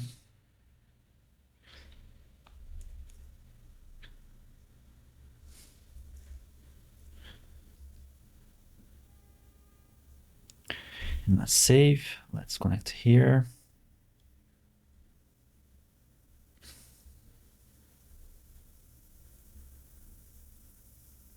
It's kind of a mess. Sorry about this. Usually my files are organized, but since it's an exploration process, it's still a bit disorganized. And well, let me change the context option to 3. So we'll be using this one. That's one of the many reasons to be using context options. And now let's see this. So let me show you this in another way. This guy here is setting the materials. Let add the materials. So let's leave this way. So for this, I want to change just for this one. And I want to set the color as maybe red.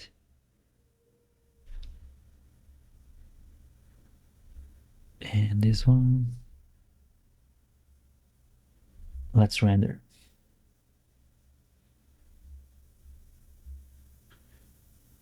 Why? Is it still, probably is still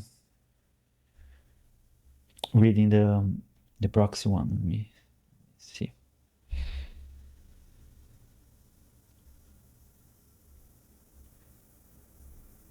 Here, it's been set to proxy.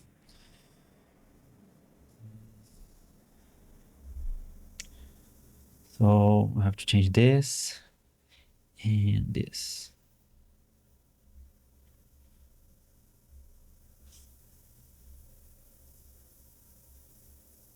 Default, yeah.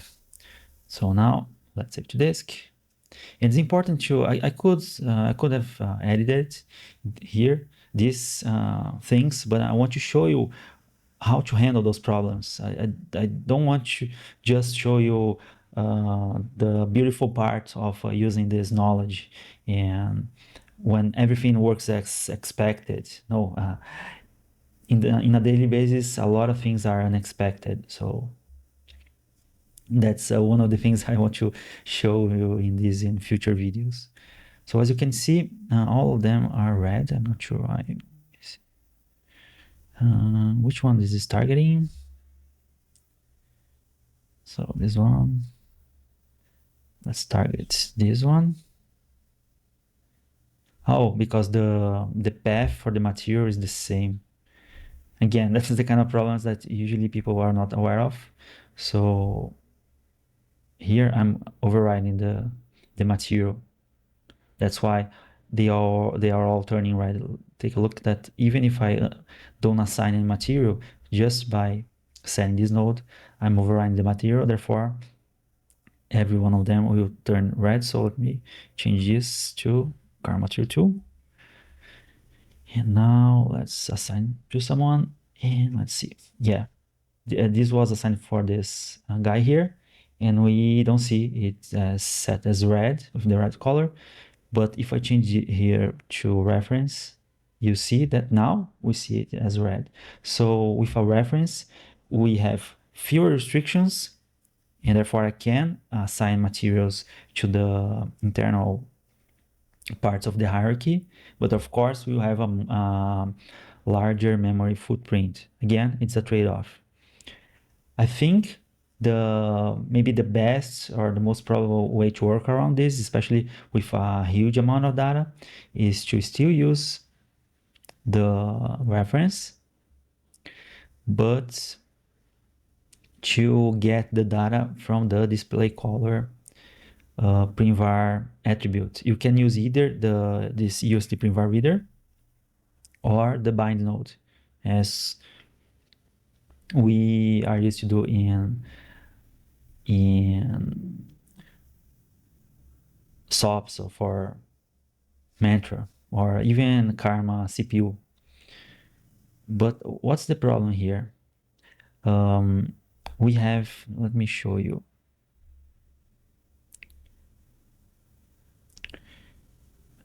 We have here in the mesh, we have the primvar.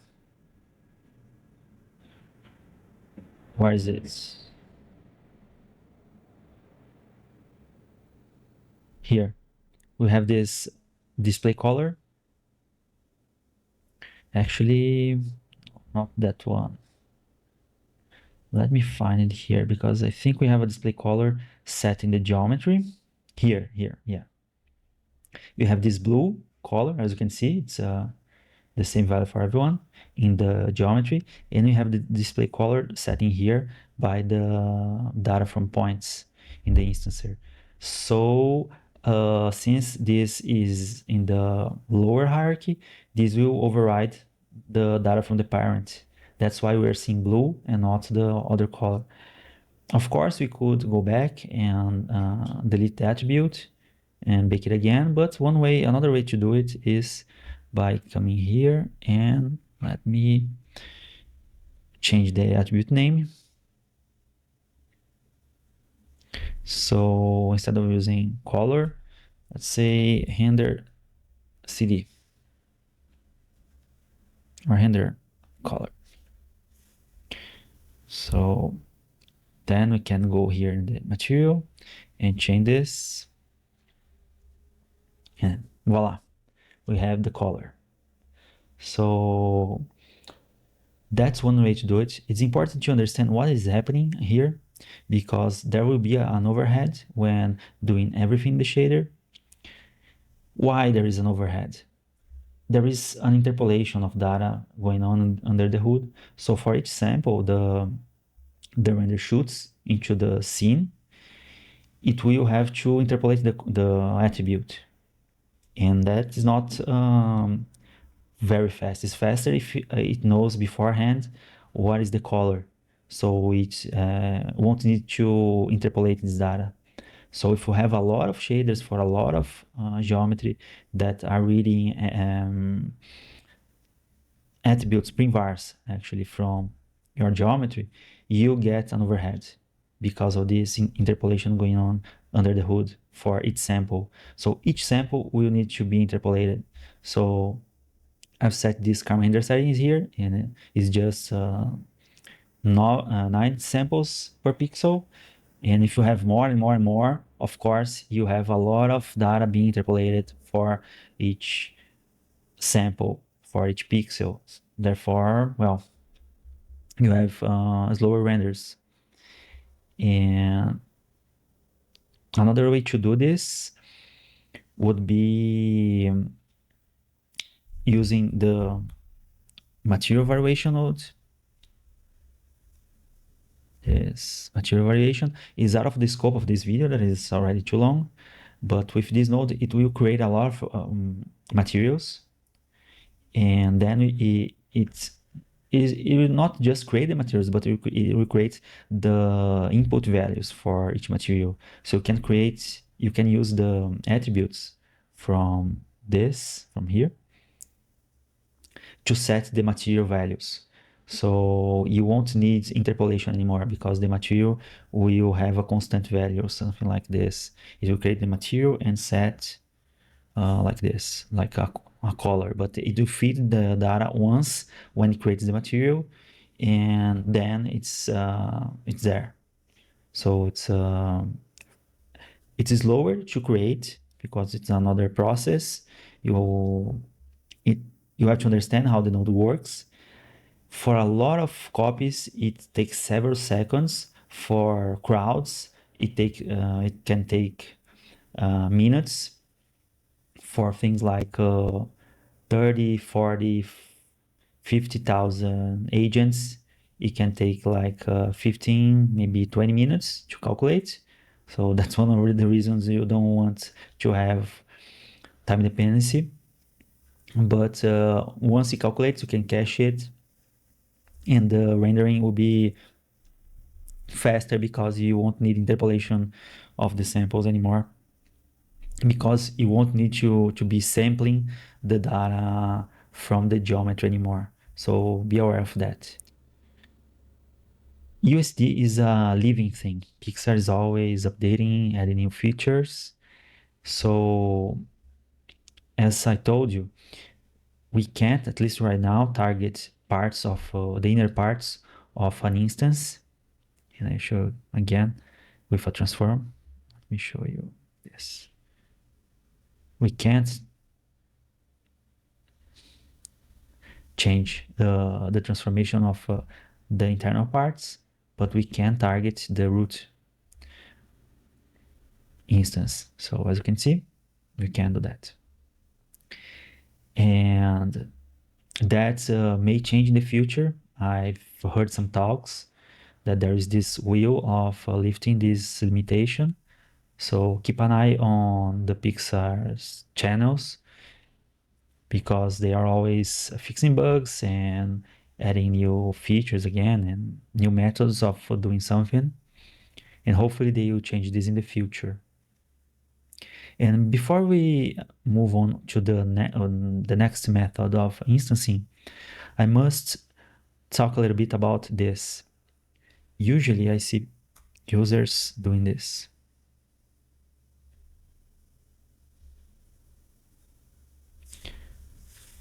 And well,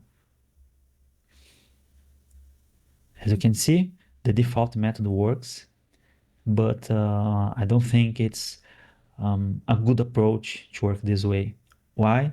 because it's important to understand which primitive you want to change.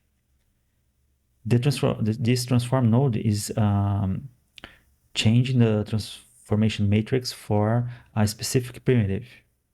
With this, well, I'm not sure which primitive it will use. Of course, okay, you can click it here, but let me check. Yeah, it's changing this one, actually this one. But you can imagine something like this. If I want to target this, the result is the same, but if I add this pig in this path, it will inherit the transformation because it's a child of this geometry primitive, this geometry X-form or group. And since there is this transformation in this guy here, the pig will inherit it. If we change the pig to another hierarchy, it won't, because it's not a child anymore of this primitive. So usually you want to be certain of which primitive you want to change. So my advice is to always target your primitives. Never use this in the default way. This is not SOPs. This is not a group. This will be targeting some primitive, and it uses some logic, probably from the nodes, to find which primitive to change. But I wouldn't count on that logic, and I prefer to count on my own logic and do this with my approach. Therefore, targeting the primitive I want, that I'm certain that I want to change that primitive. So now let's talk about this point instancer. And it's a different method. It's faster. It has more limitations, more restrictions, but it's far faster. It's not just faster to render and with even lower memory footprint, but where is it? Yeah, here. But it's faster to build this hierarchy as well, because, well, the hierarchy is simpler. If I change this to this, as you can see, it's well, it's almost instant. But if we change this to the initial reference, it will take like 15 to 20 seconds, at least in my machine. So it takes a lot. And one of the reasons, it has to create fewer primitives for this. And how it works, it stores all the points for the copies in this points instancer primitive. So as you can see, they are here. It's like a live copy to points system. So you can't target specific instances, but you can't assign materials to specific instances. The only option here is using this kind of workflow. As I told you a few moments ago, this tends to be a little slower to render, but well, again, it's a trade-off.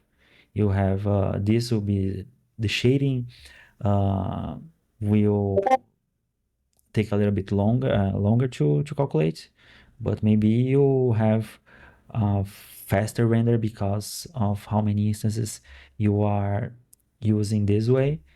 So it's a matter of testing. But usually with a lot of instances, this is the workflow, because you have a faster stage. The stage will be faster to load, and the time to the first pixel will be faster, everything will tend to be faster. So I think even this being a little bit slower, uh, it compensates by how much faster this method is. I won't cover the inherit and the specialize modes because I've never used those. I read the documentation, but I'm not really sure what's the best workflow for those. That's something that I still have to insert in my own pipeline. So probably in a future video, I will go over all the methods of composing your stage of all the composition arcs, but only after I've used all of those a lot, so I can have more experience in. It won't be just me talking about what I've read. I want to be something meaningful, and by meaningful I mean something that I've used in production. So before we wrap up this video, I still need to talk about this retiming instances node, and bear with me here. It's been a long ride for me either, but I think this is really important because it's not just about the node, but how it uses the USD features. And just a disclaimer, my routine has crashed and I had to put back some nodes again, so I hope you won't get confused, but if you do, please reach me out. So going back to this node, and I'm targeting all the instances, so I'll be using wildcards here. And for this retiming to work, let me show you. Yeah, it's working. And I'm using this two primvars offset and time scale, as you can see here. And they were set in here. So as you can see, offset and time scale. And the important thing is here, where you can see we have the offset and time scale set for the reference. So this is layer property, not just for references, but for USD layer. So this is a good workflow if you don't need different copies, but you just need some difference. So if just rotating and scaling and time of setting works for you, well, that's the way to do it. And it's not just about offsetting the animation, but you can change the velocity of the animation, the speed. So that's what this scale is for. And it's important to not use negative scales. It's not supported, or at least it won't be supported the next major version of USD anymore. So negative offsets are okay, but not negative scales. And well, that's for native instances. The same works for reference, because again, this time offsets and time scales are for layers. So the same happens here. As you can see, same thing, same code, actually. And it's different when we change this to point instancer.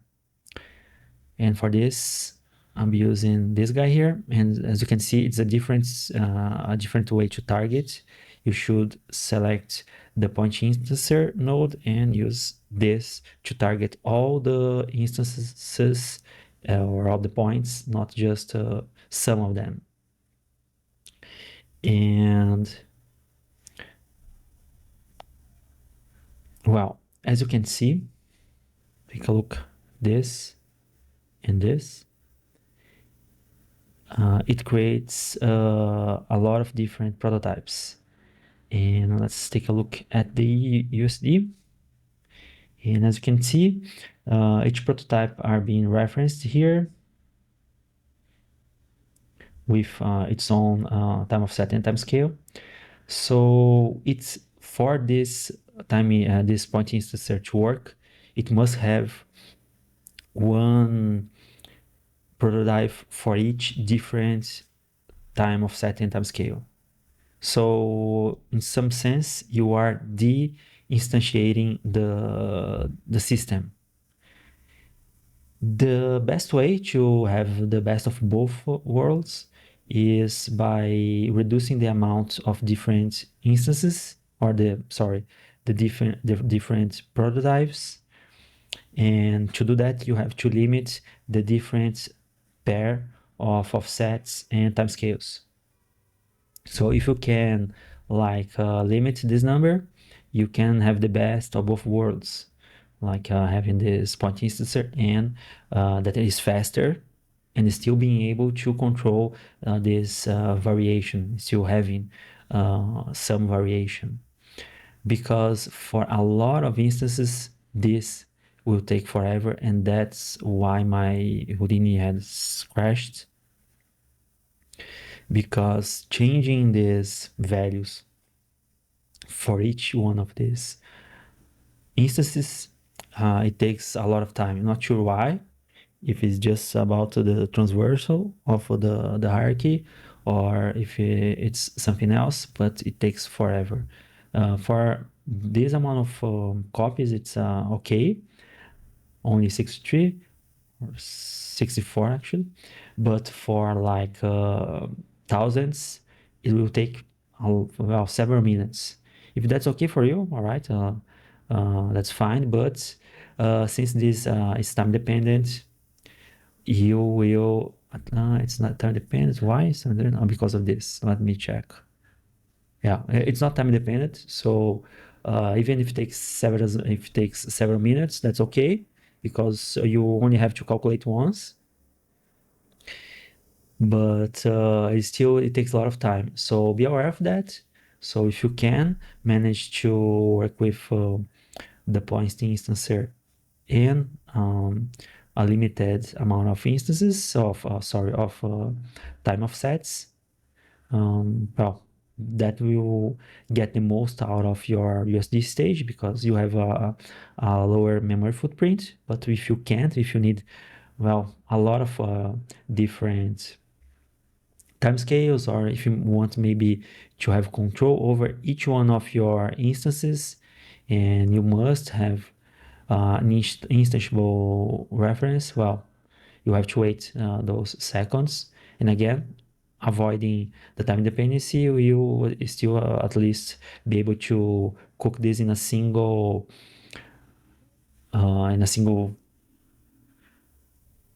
time, and then you won't need to cook that again. So that's it for this retiming instances node. And now the final and last part, where I'll go over especially how I set the camera, and that's it. And finally, let's wrap everything that we have seen so far. And for this, let me show you one final thing, that is the camera, how it's been set. So as you can see, we have animation, and here we have this frustum. It is in camera space, so it is static. As you can see, there is no animation going on, no time dependency. And here I'm referencing this, where is it? Yes, this primitive into this location.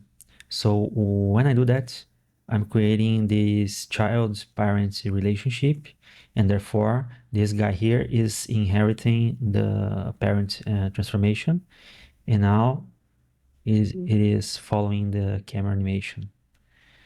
So that's one way to do it. I think it's easier to do this way.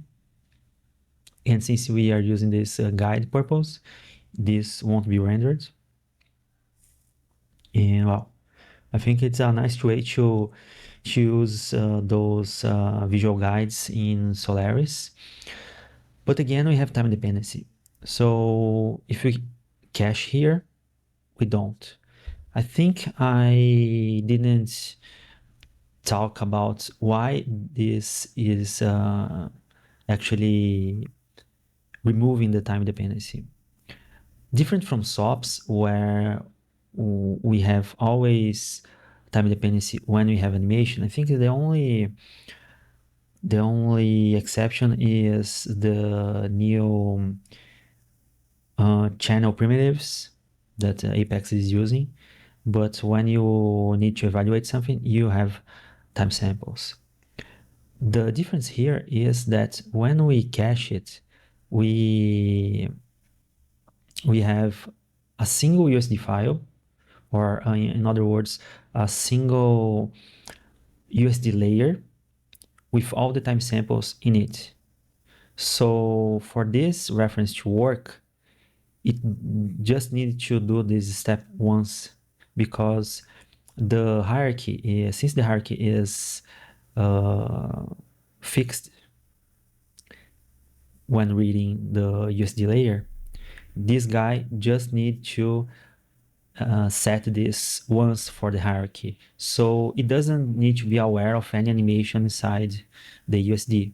It just needed to author this stage, or update this stage with this composition arc. So this is being done apart from the animation or the time samples that are in the USD file. Again, because the hierarchy is fixed. So this is happening aside from the animation itself. So therefore it's doing that once and giving us the resulting stage in a new anonymous layer here. So the conclusion is, after this guy computes its code, it doesn't need to compute anything else from above. That's why there is no time dependency. And the same here. Well, actually I have time dependency here because I set previously. So let's remove this. And again, this guy is updating the stage, giving us another USD layer with all the time samples inside of it, because the time samples are in the cached layers. So after this guy computes itself, it doesn't need to get any extra information from the nodes above. That's why we don't need time dependency, because again, when this guy computes, it's just from this and downwards. It doesn't need to get any more information from upwards nodes. So the same here, these retiming instances, as I showed you, it is updating an attribute inside. I'm not sure this is an attribute. I don't think it's an attribute because it's a layer. Yeah, it's a layer property. So it's not, I think, in the same category of primitive properties. Is something from the layer itself, not the primitives. But nevertheless, it's something that it needs to just change once and give us the updated stage. And that's why we remove time dependencies when we cache the animation, because we are saving the animation as time samples, and therefore giving a single layer with all these time samples inside of it.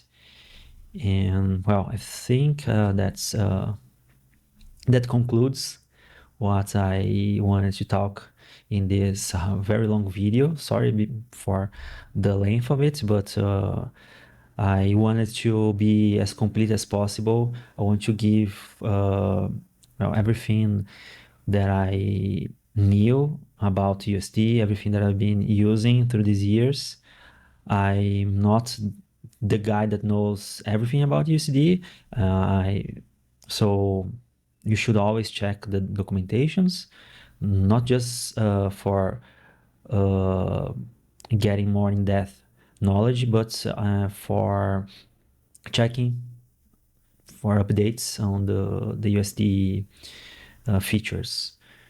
So hopefully you can make sense out of everything that I told you. Hope I hope that this really helps you with your projects. I can for sure I can say that this has helped us through these years, especially for complex projects using USD. So we've managed to deliver a lot of projects without so many issues because we knew how to handle all this data. And that's it for this video. For the next one, I will show you how to use some scripts that I will provide to inspect the USD dependencies so you can make sure that everything is correct, even throw in some errors if something is not there, especially for checking for file existence and even for correct naming, so you can make sure everything is okay so you can send your file to the render farm. And that's it for this, and I see you on a next video.